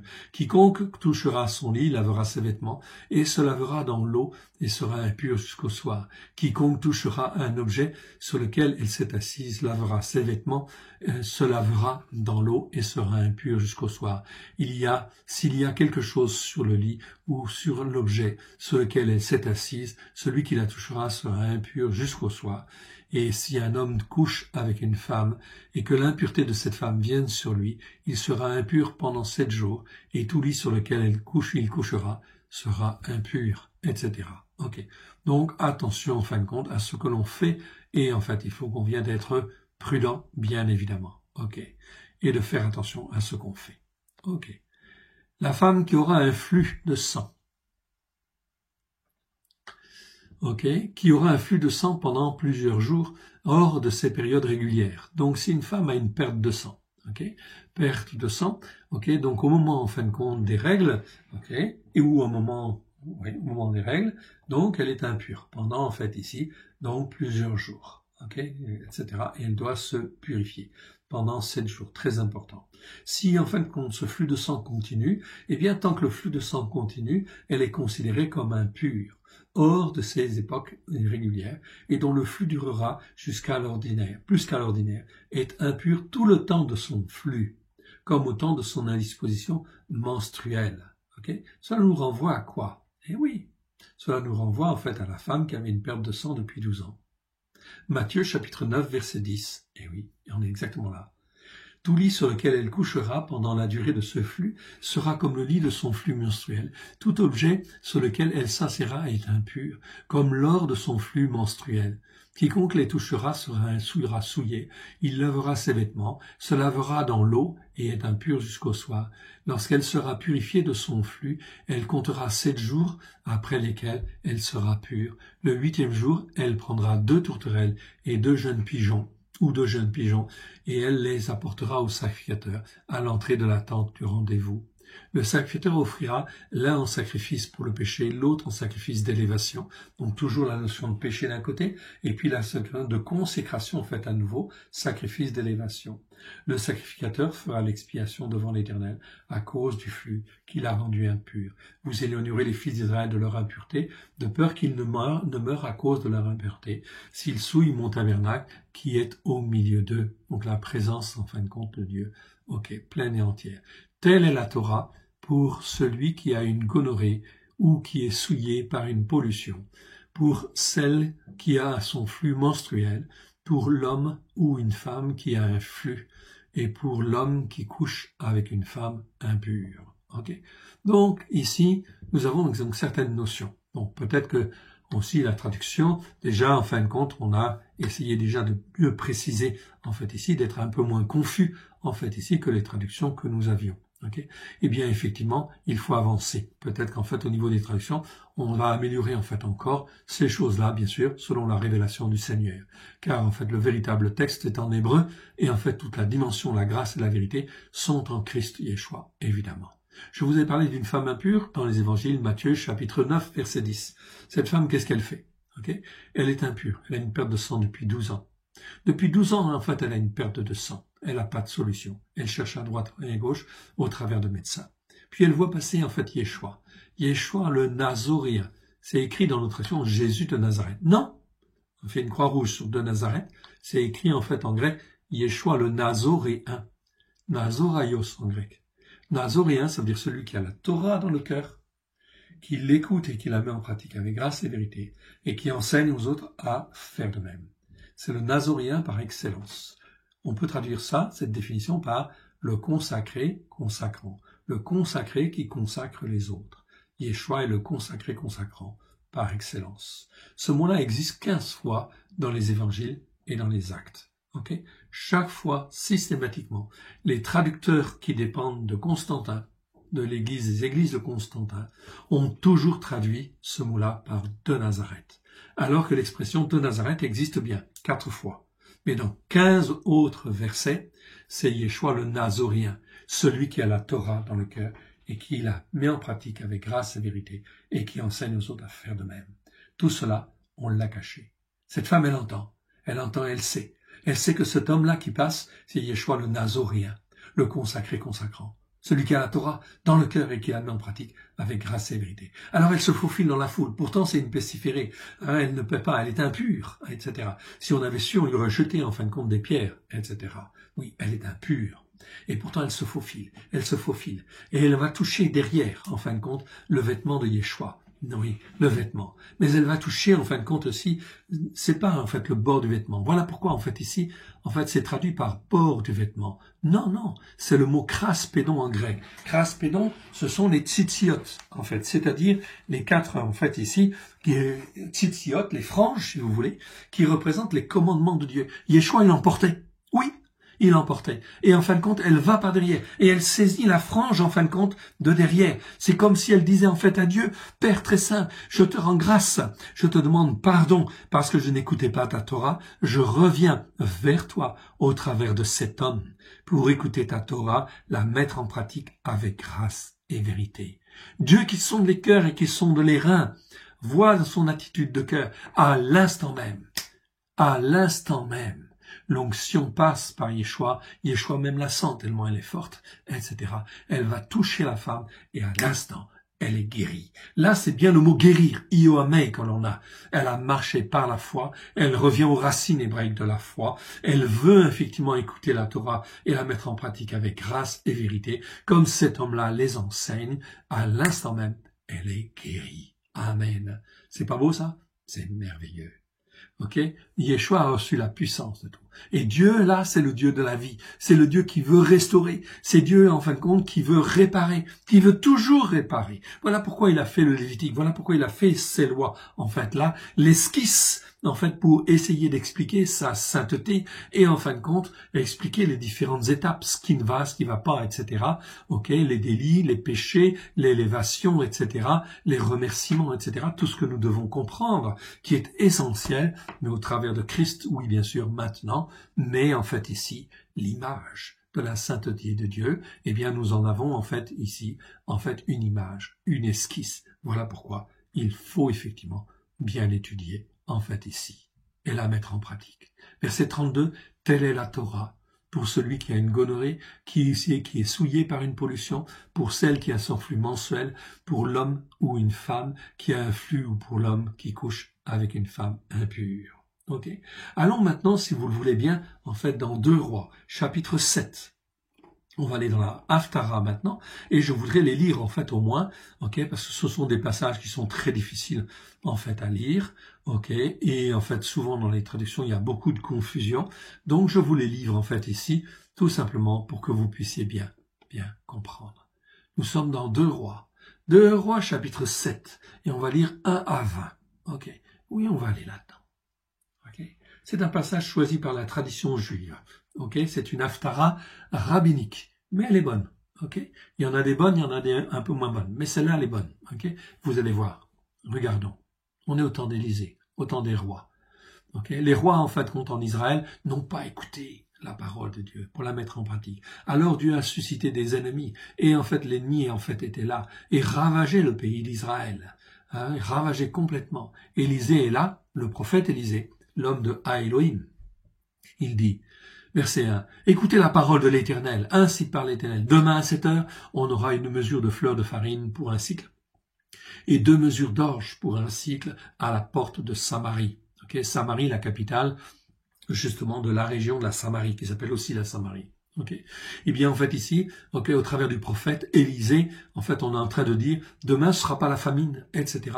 On va trouver en fin de compte de la farine pour un cycle et 2 mesures d'orge, 2 mesures d'orge pour un cycle, etc. Donc ce sera l'abondance, etc.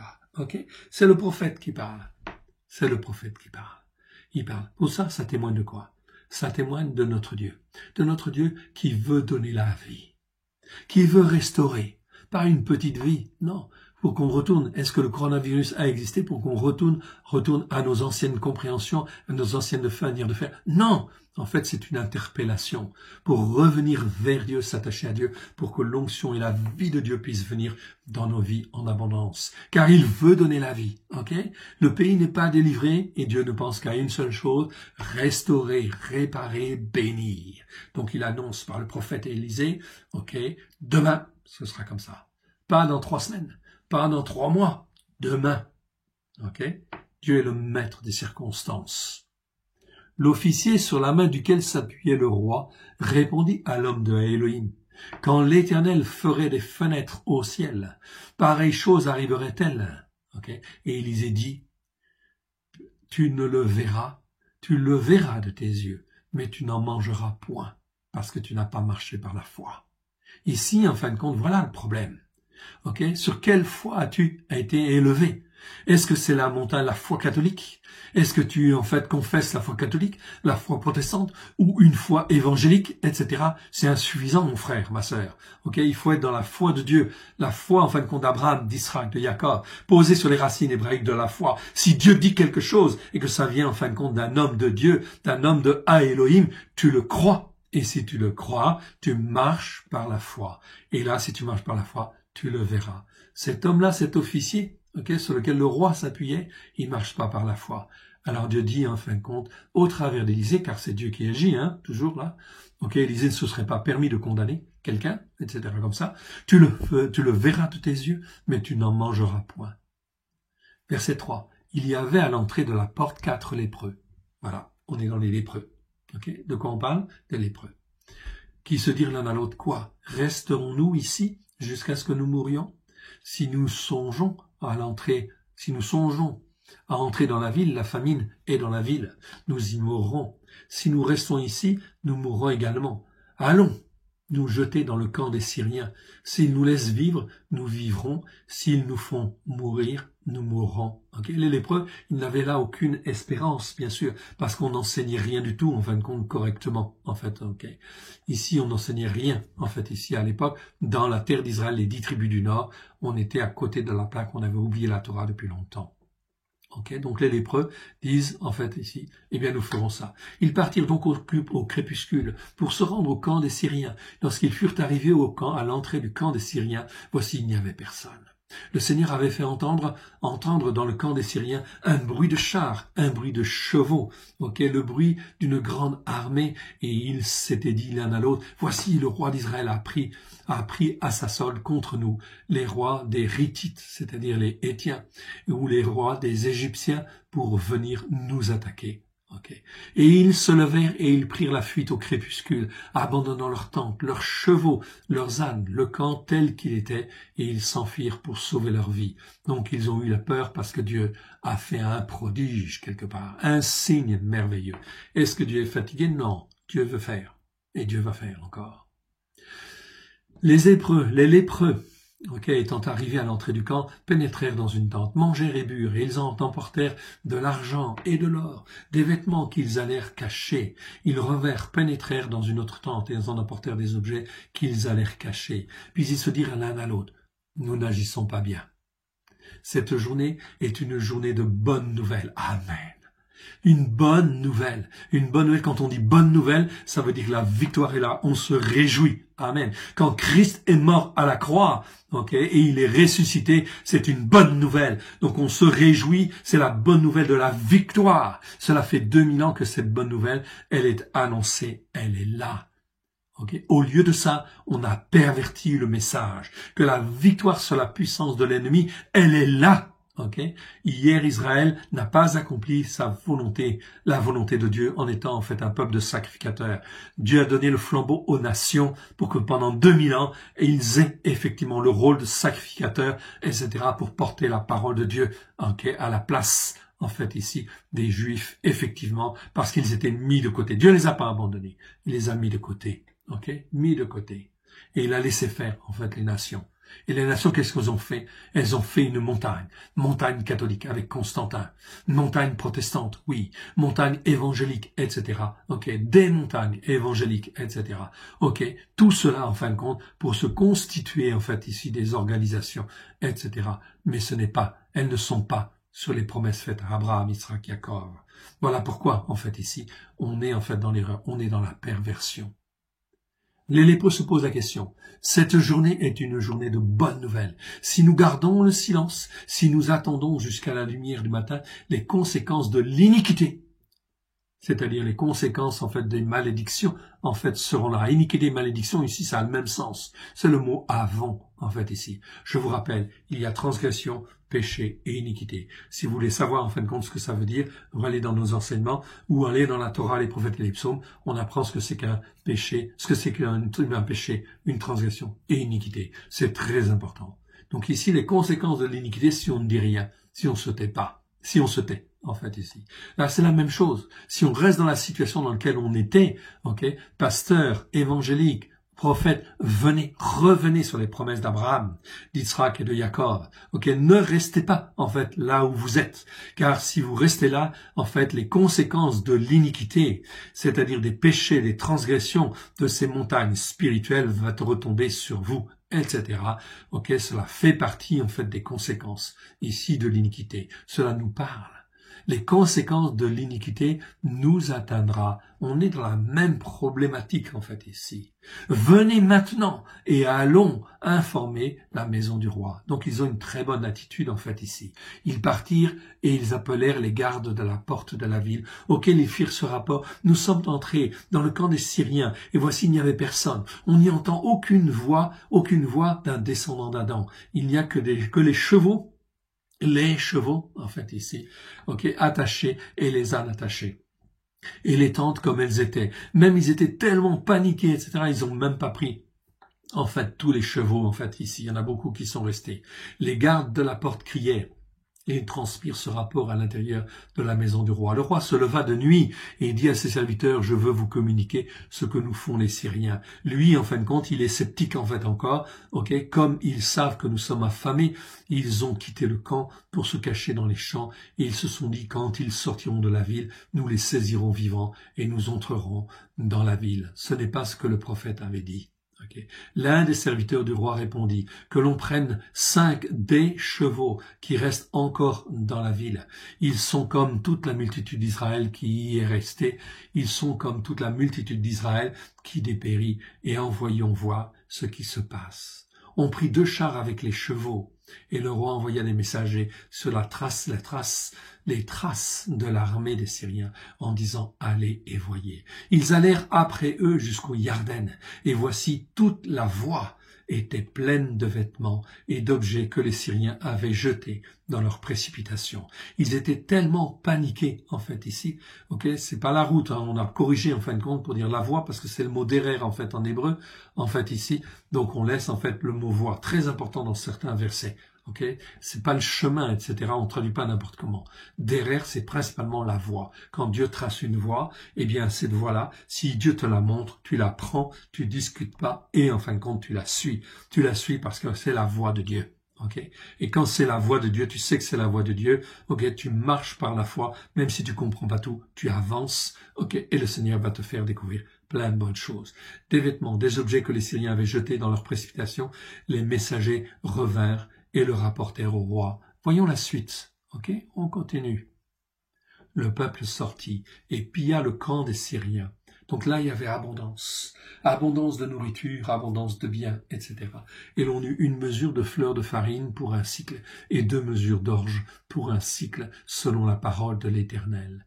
Vous voyez, Dieu dit, et la chose arrive. Notre Dieu est un Dieu exceptionnel. Il n'y en a pas d'autre comme cela. C'est à Elohim, le seul Dieu unique et vrai. Voilà pourquoi c'est très important d'apprendre à le connaître. Oui, bien sûr. C'est selon la parole de l'Éternel, en fait, ici. Donc, je vous rappelle, en fait, ici, dans les Écritures, on trouve, en fin de compte, ici, Dieu, la parole de Dieu, ou l'Esprit de Dieu, où on trouve, en fait, l'Éternel, la parole de l'Éternel, et, en fait, ici, l'Esprit de l'Éternel. Donc, ces notions-là, existe dans la Torah, les prophètes et les psaumes. Et celui qui s'appelle la parole de l'Éternel, c'est qui? C'est le Christ en devenir. C'est un être spirituel qui travaille avec Dieu, avec l'Éternel et l'Esprit de l'Éternel. Et c'est celui par qui le salut va venir. Ici, le salut est là. C'est Yeshua. Le roi avait remis la garde de la porte à l'officier sur la main duquel il s'appuyait, souvenez-vous, au début de ce passage. Mais cet officier fut écrasé à la porte par le peuple et il mourut, selon la parole qu'avait annoncée l'homme de Elohim. Ici, l'homme du seul Dieu unique et vrai. À Elohim, pas Elohim tout court, à Elohim. Quand le roi a été descendu vers lui, l'homme de Elohim avait dit alors au roi, on aura 2 mesures d'orge pour un cycle et une mesure de fleur de farine pour un cycle, demain à 7 heures à la porte de Samarie. Et l'officier avait répondu à l'homme de Elohim, quand l'Éternel ferait des fenêtres au ciel, pareille chose arriverait-elle? Et Élisée avait dit, tu ne le verras de tes yeux, mais tu n'en mangeras point. C'est en effet ce qui lui arrivera. Il fut écrasé à la porte par le peuple et il mourut. On devrait même traduire en fait ici, c'est en effet ce qui lui arriva. Ben oui, ce qui lui arriva. Il fut écrasé à la porte par le peuple et il mourut. Voilà, très important. Donc dans les temps qui viennent ici, c'est très important d'apprendre à marcher par la foi dans ce que Dieu veut faire. Notre Dieu, à Elohim, c'est à Elohim, le Dieu d'Abraham, de Yitzhak, de Jacob, de Moshe, de David, des prophètes et de Yeshua. C'est notre Dieu maintenant. Et il nous appelle à le servir. Voilà pourquoi il faut se lever là où nous sommes, peu importe l'endroit où nous sommes. Mais nous devons choisir sa voie, la voie qu'il a mis en place devant nous, et y marcher par la foi. Et avoir confiance, oui, bien sûr. Je voudrais aller dans le psaume 9 maintenant. Donc, psaume 9, vous le lire avant de terminer avec la Brit Radasha. Psaume 9. Psaume 9, donc là, on a lu la Haftara rabbinique qui vient des rabbins.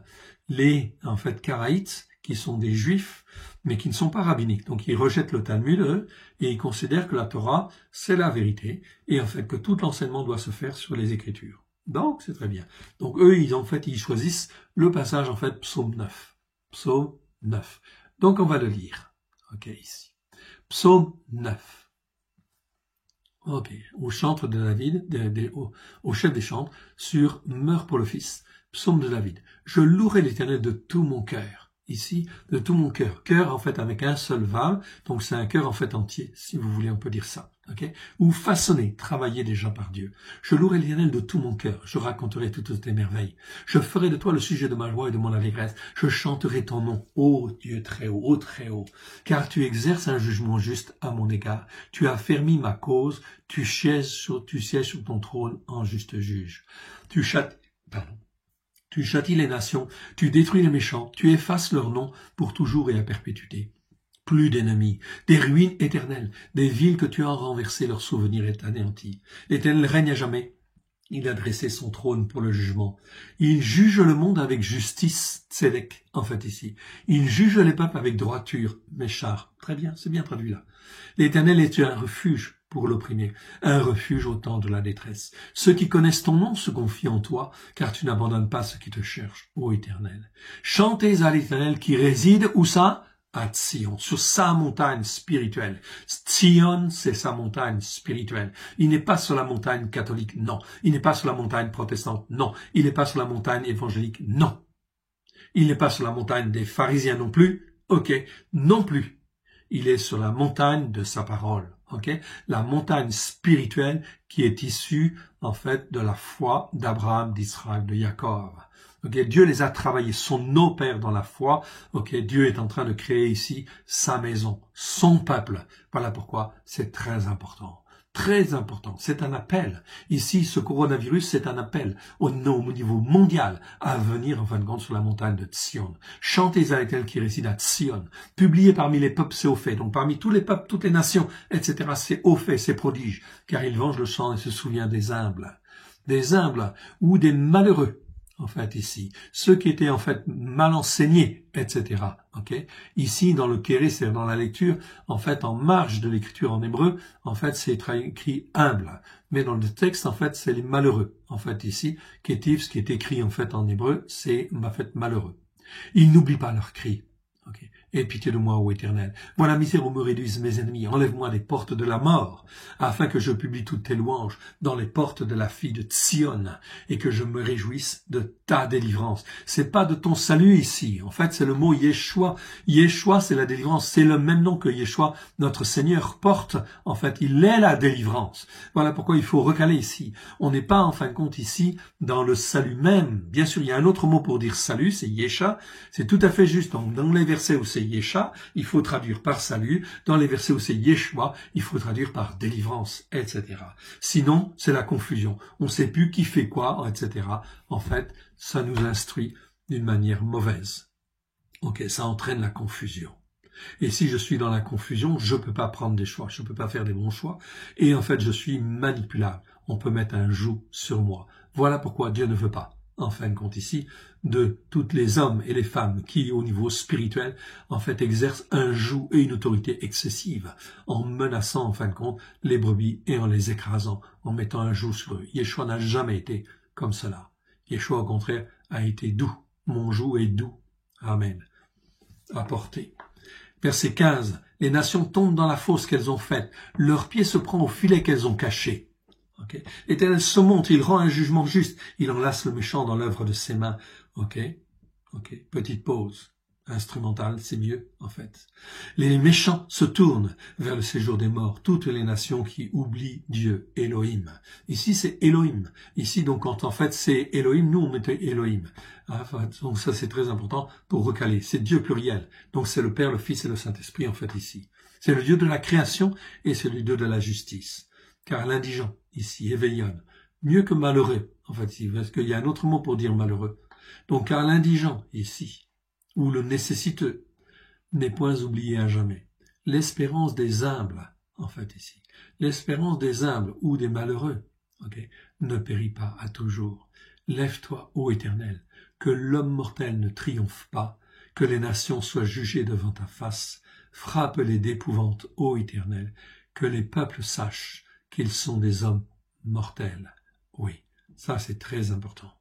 Vous voyez donc au travers de ces passages, il y a donc ici Dieu s'avance, en fait ici, avec sa colère, avec son feu, en fait on a vu, en fait ici, dans la paracha précédente, et il s'avance pour juger, et il va juger. Voilà pourquoi il faut revenir aux racines hébraïques de la foi. On va terminer en fait avec la Brit Hadasha. Brit Hadasha, on est dans la 28e paracha, donc en fait ici, nous sommes dans Metzora. Ok, nous avons lu Lévitique 14 et Lévitique 15. On a lu la Haftara, en fait, 2 Rois 7, versets 1 à 20 et le psaume 9. Et maintenant, on va lire en fait Marc 1, chapitre 1, versets 40 à 45. 5 versets seulement. Et tout un programme. Ok, je ne vais pas prendre 2 heures. Ok, ce sera pour une autre fois, mais on va quand même le lire et faire 2-3 petits commentaires quand même. Je vous rappelle en fin de compte que ces traductions en fait de l'évangile de Marc sont disponibles en fait ici, en fait accessibles sur site. Chaque évangile, nous les avons retraduits sur le texte grec du XVIIe siècle et dans la pensée hébraïque. Donc dans la continuité en fait ici de la pensée hébraïque, bien évidemment, car en fait ici, c'est très important, ça nous donne une dimension très importante. Ici, cette partie, en fait, ici, eh bien, les Juifs messianiques du 1er siècle avaient découvert l'évangile de Marc et effectivement avaient en fait considéré que ce passage-là, c'était le passage qui était approprié pour la paracha, en fin de compte, ici, 28. Ça nous explique. Quand on étudie la Torah et en fait la Haftara, eh bien, en fin de compte, ici, ça nous permet avec ces passages de voir, par rapport à l'enseignement général, ce que Yeshua a pu dire ou pu faire pour accomplir les Écritures. Et il est venu pour accomplir les Écritures, non pas pour les abolir et les remplacer, mais les accomplir au sens de remplir en abondance le croyant. Amen. Écoutons bien ces 5 versets. Un lépreux. Tiens, on est encore dans les lépreux. Eh oui, c'est pour ça, c'est approprié. On est dans la continuité. Vint à lui, et se jetant à genoux, il lui dit d'un ton suppliant, « Si tu le veux, tu peux me rendre pur. » Voilà un lépreux qui s'avance.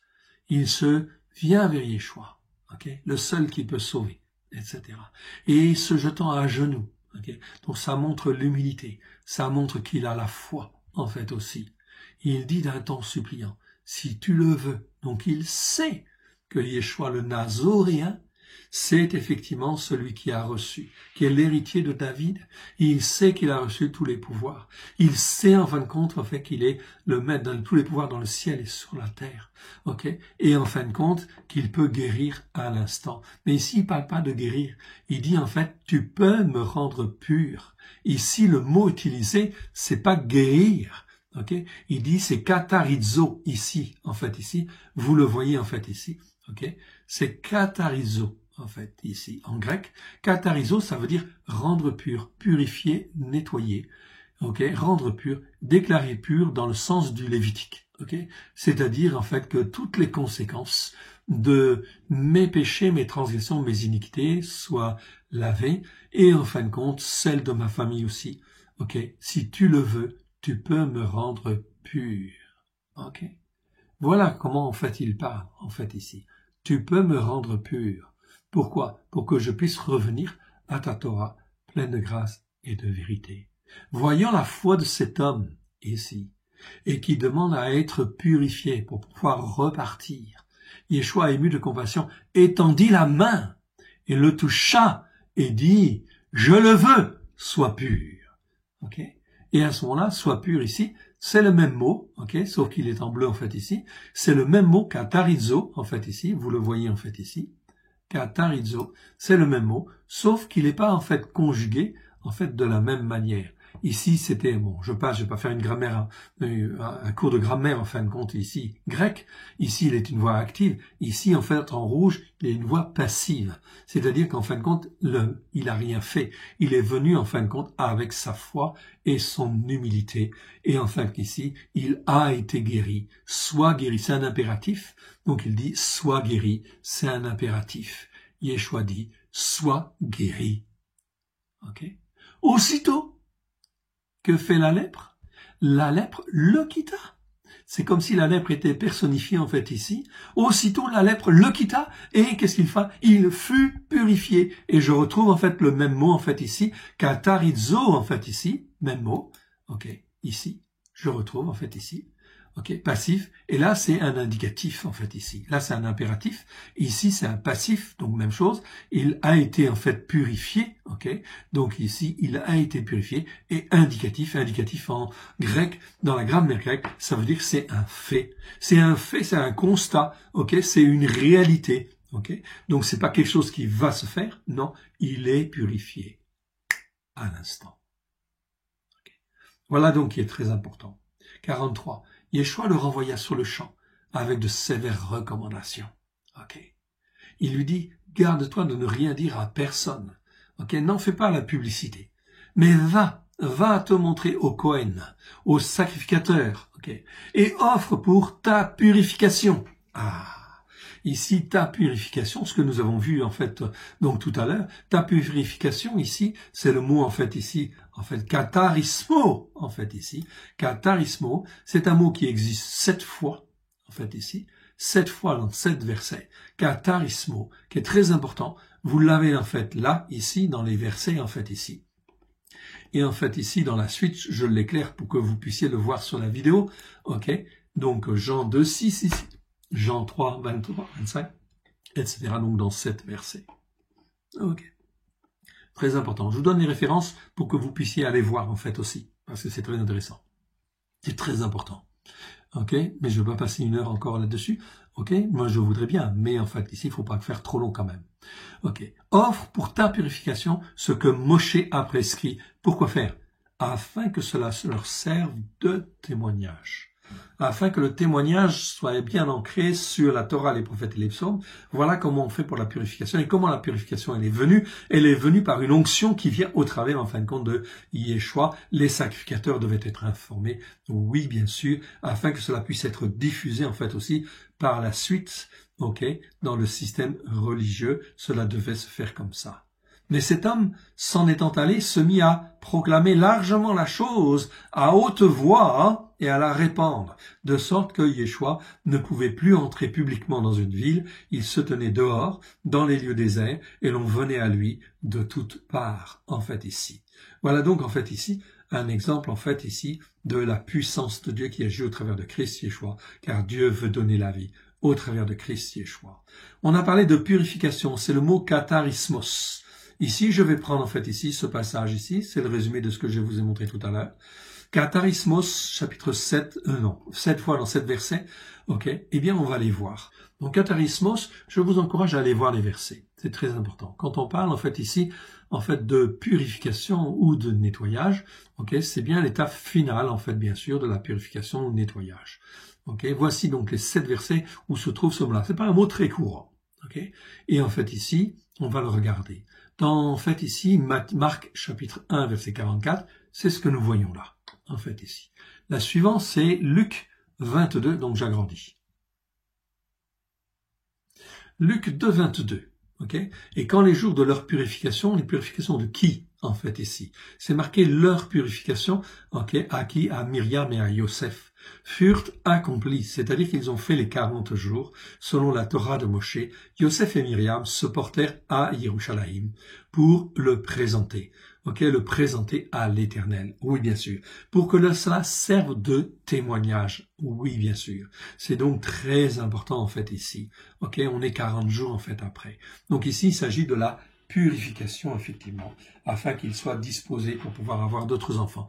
Et Myriam, en fait, va avoir d'autres enfants. Ok, Yosef et Myriam vont pouvoir, en fin de compte, ici, s'unir comme un homme et une femme s'unissent. Ok, librement, bien sûr, Yeshua n'a jamais eu de rapport, en fait, ici avec Myriam avant, ok, l'Écriture le dit, c'est clair, ok, afin qu'il n'y ait aucune confusion possible, ok, donc la conception de Yeshua dans le ventre de Myriam, c'est le Saint-Esprit, c'est une conception, en fait, magnifique, c'est bien là un signe, en fait, aussi particulier, un prodige, on pourrait même dire, ok, de la puissance de l'Éternel. Yosef a été un père remarquable pour Yeshua, oui, bien sûr. Yosef et Myriam pouvaient maintenir, en fait, pouvaient maintenant, en fait, fonder une famille, et en fin de compte, ils auront effectivement des fils et des filles, oui, bien sûr. Donc, en fait, Yeshua fait partie d'une grande famille. Matthieu, chapitre 13, ok, à la fin, en fin de compte, de ce chapitre, nous voyons que Yosef et Myriam a, en fin de compte, des frères, 4 frères, et effectivement des sœurs. On ne sait pas combien, mais ils faisaient partie d'une grande famille. Okay. C'est très important parce que, en fait, là, on nous a, en fait, vous le voyez, donné des enseignements complètement erronés. Comme quoi Myriam avait eu qu'un seul fils, c'est Jésus, etc. C'est faux. Ce sont des enseignements qui sont là, en fin de compte, comme nous, en fait, pour nous polluer la tête et qui, en fin de compte, font que c'est une lèpre, en fait, quelque part, qui, en fait, si elle vient chez nous, je l'accepte, contamine, en fait, les cœurs et la pensée, en fait, des hommes et des femmes. Et s'ils restent dans cet état-là spirituel, eh bien, ça veut dire qu'ils vont rejeter, en fait, ici, toute autre chose, ok, toute autre information que l'Écriture dit, etc. Et, en fait, ils vont se retrouver coincés et ils vont mourir dans leur péché. Pourquoi? Parce qu'ils ne se sont pas repentis, etc. Ils ont préféré rester dans le délit, etc. Ils sont restés dans les complices. Je reste complice, en fait, ici, de ces fausses doctrines. Ok, c'est là, en fin de compte, à ce moment-là, que, en fait, Shiméon, dont je vous ai parlé, et Rana, la prophétesse, vont voir au travers de Yeshua le Messie, en fait, à venir, le Christ à venir. Luc, chapitre 5, verset 14. Puis il ordonna de n'en parler à personne. Ok, on va revenir un peu plus loin. Ok, dit-il, va te montrer au sacrificateur et offre pour ta purification ce que Moshe a prescrit afin que cela leur serve de témoignage. C'est la même chose que Marc que nous avons vu tout à l'heure. Ok, mais c'est dans Luc. Et il y avait là 6 vases de pierre destinés aux purifications. Là, c'est le même mot. Ah, c'est où ça? Et c'est Cana, c'est le deuxième miracle. C'est l'eau qui devait servir à la purification des Juifs lors du mariage à Cana, okay, contenant chacun 2 ou 3 mesures en fait d'eau. Et c'est le vin, enfin c'est l'eau qui va être changée en fait en vin, en un vin merveilleux. Pourquoi? Parce que là c'est montrer la puissance en fait bon de Dieu et que de l'eau qui devait servir qu'à la purification simplement. Okay, eh bien Dieu en fin de compte va changer cette eau en vin succulent, etc., en vin merveilleux, etc. Ok, donc là c'est pour nous montrer évidemment qu'au travers de Yeshua, c'est un vin merveilleux en fin de compte qui vient en fait pour nous réjouir. Okay. Et que nous aurions pu depuis déjà 2000 ans être dans la réjouissance. Mais au lieu de ça, le message de Dieu n'a jamais été transmis, en fait, ici, comme il fallait sur les racines hébraïques de la foi. Voilà, en fait, le délit de la montagne catholique, le délit, en fait, de la montagne protestante, les délits des montagnes évangéliques, c'est de ne pas avoir enseigné la Torah, les prophètes et les psaumes comme Christ l'a voulu, comme Dieu lui-même l'a voulu. Okay. Voilà pourquoi la nécessité, en fait, de reconnaître ses péchés et, en fait, d'en faire la purification, évidemment. Sinon, eh bien, ils ne pourront pas accéder, aux bonnes choses de Dieu. Jean chapitre 3, verset 25. Or, il s'éleva de la part des disciples de Yohanan une dispute avec un juif touchant la purification, etc. Bon, on va passer sur ce verset. Vous pouvez lire le contexte, en fait, ici. Il peut y avoir des interprétations différentes, etc. Et c'était le cas, en fait, ici. Ce qui m'intéresse, c'est les deux derniers versets. Hébreux chapitre 1, verset 3. Et qui étant le reflet de sa gloire, on parle de qui? Yeshua. Il est le reflet de la gloire de l'Éternel Dieu, de Elohim. Il est l'empreinte de sa personne, et soutenant toutes choses par sa parole puissante, a fait la purification des péchés. Il a fait la purification de tous nos manquements, de nos péchés, de nos transgressions, de nos iniquités. Ici, on dit que péché, bien évidemment, mais c'est aussi les autres choses dans d'autres versets, etc. Mais ici, il a fait la purification de nos péchés, c'est-à-dire de tout ce que, pourquoi nous étions appelés et que nous n'avons pas fait. Péché, c'est manquer le but. C'est en fait ne pas accomplir ce que Dieu avait prévu pour nous. Donc ici, Yeshua a payé pour ça. Et il s'est assis à la droite de la majesté divine dans les lieux très hauts. Pourquoi il s'est assis à droite?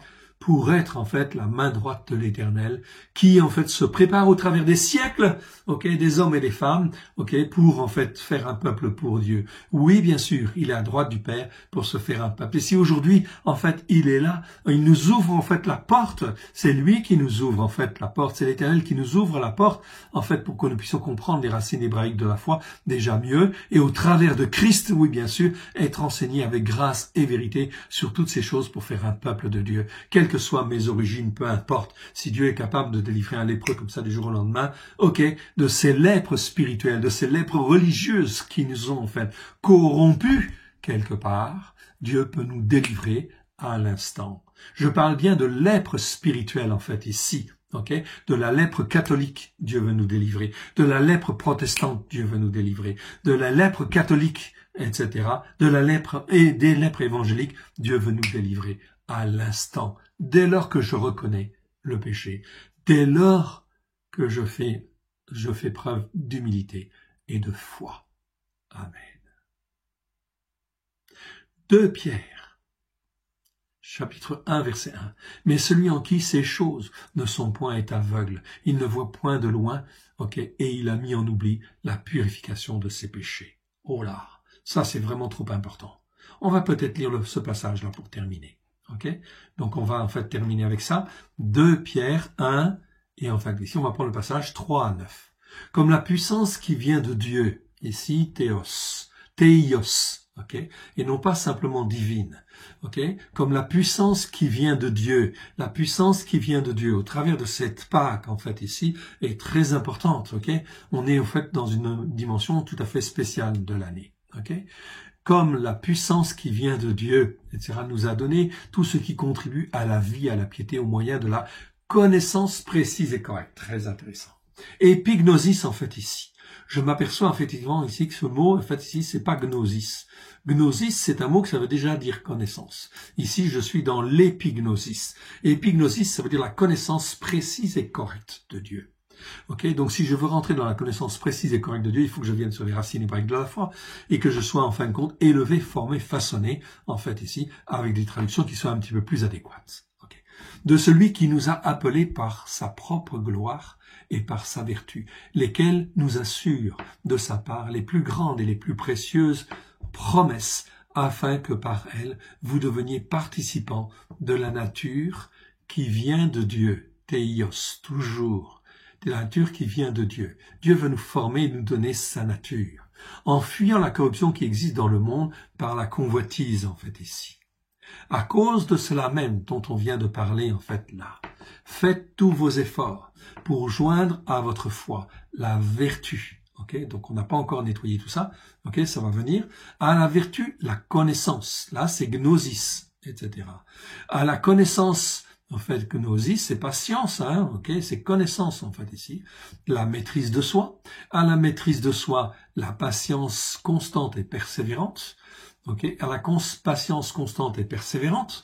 Okay, c'est upomone, c'est plus que la patience tout simple. Hein, okay, c'est une conscience constante et persévérante. La piété, et à la piété, l'amour fraternel, et à l'amour fraternel, l'amour. Okay? Verset 8. Car si ces choses sont en vous, et ils sont avec abondance, elles ne vous laisseront point oisifs, ni stériles, pour quoi faire? Pour accéder à la connaissance précise et correcte de notre Seigneur Christ Yeshua. Ici, on n'est pas dans la gnosis, connaissance, on est dans l'épignosis, c'est-à-dire la connaissance précise et correcte. Ok, ici. Ok, mais celui en qui ces choses ne sont point est aveugle et ne voit pas de loin, et il a mis en oubli la purification de ses anciens péchés. Voilà pourquoi ces choses doivent être travaillées, et lorsque nous donnons notre cœur et notre vie à Yeshua, tout commence afin que nous puissions être consacrés, mis à part, pourvu que l'on ait en fin de compte une Torah pleine de grâce et de vérité au travers de Christ Yeshua, que l'on puisse être élevé, fortifié et façonné comme Dieu le veut, et qu'on puisse avoir une bonne nouvelle qui soit bien traduite. Que le Seigneur Dieu vous bénisse, vous garde et vous protège. Dans le précieux nom de Yeshua. Merci de m'avoir écouté dans cette paracha, ici, numéro 28, etc. On continuera, en fait, le Shabbat prochain, et en fait, ici, méditer, ok, et en fait, ici, prier, bien évidemment. On va remettre tout ça au Seigneur. Merci, mon Dieu, mon Père, de ta bonté, de ta fidélité, pour ta parole que tu nous donnes. Oui, nous la bénissons dans le précieux nom de Yeshua. Merci parce que c'est toi qui nous en révèles. Nous voulons largement ouvrir les portes de nos cœurs afin que ta parole puisse y trouver un terrain favorable et que tu puisses l'inscrire dans nos cœurs comme elle est en Christ Yeshua, afin que nous puissions être façonnés, formés comme toi tu le veux, à la gloire de ton Saint-Nom au travers de Christ Yeshua, afin que ton nom soit glorifié sur cette terre comme toi tu le veux et que nous puissions être les témoins que toi tu veux à la gloire de ton Saint-Nom. Nous te rendons grâce dans le précieux nom de Yeshua. Amen. Que Dieu vous bénisse, Dieu vous garde. À très bientôt.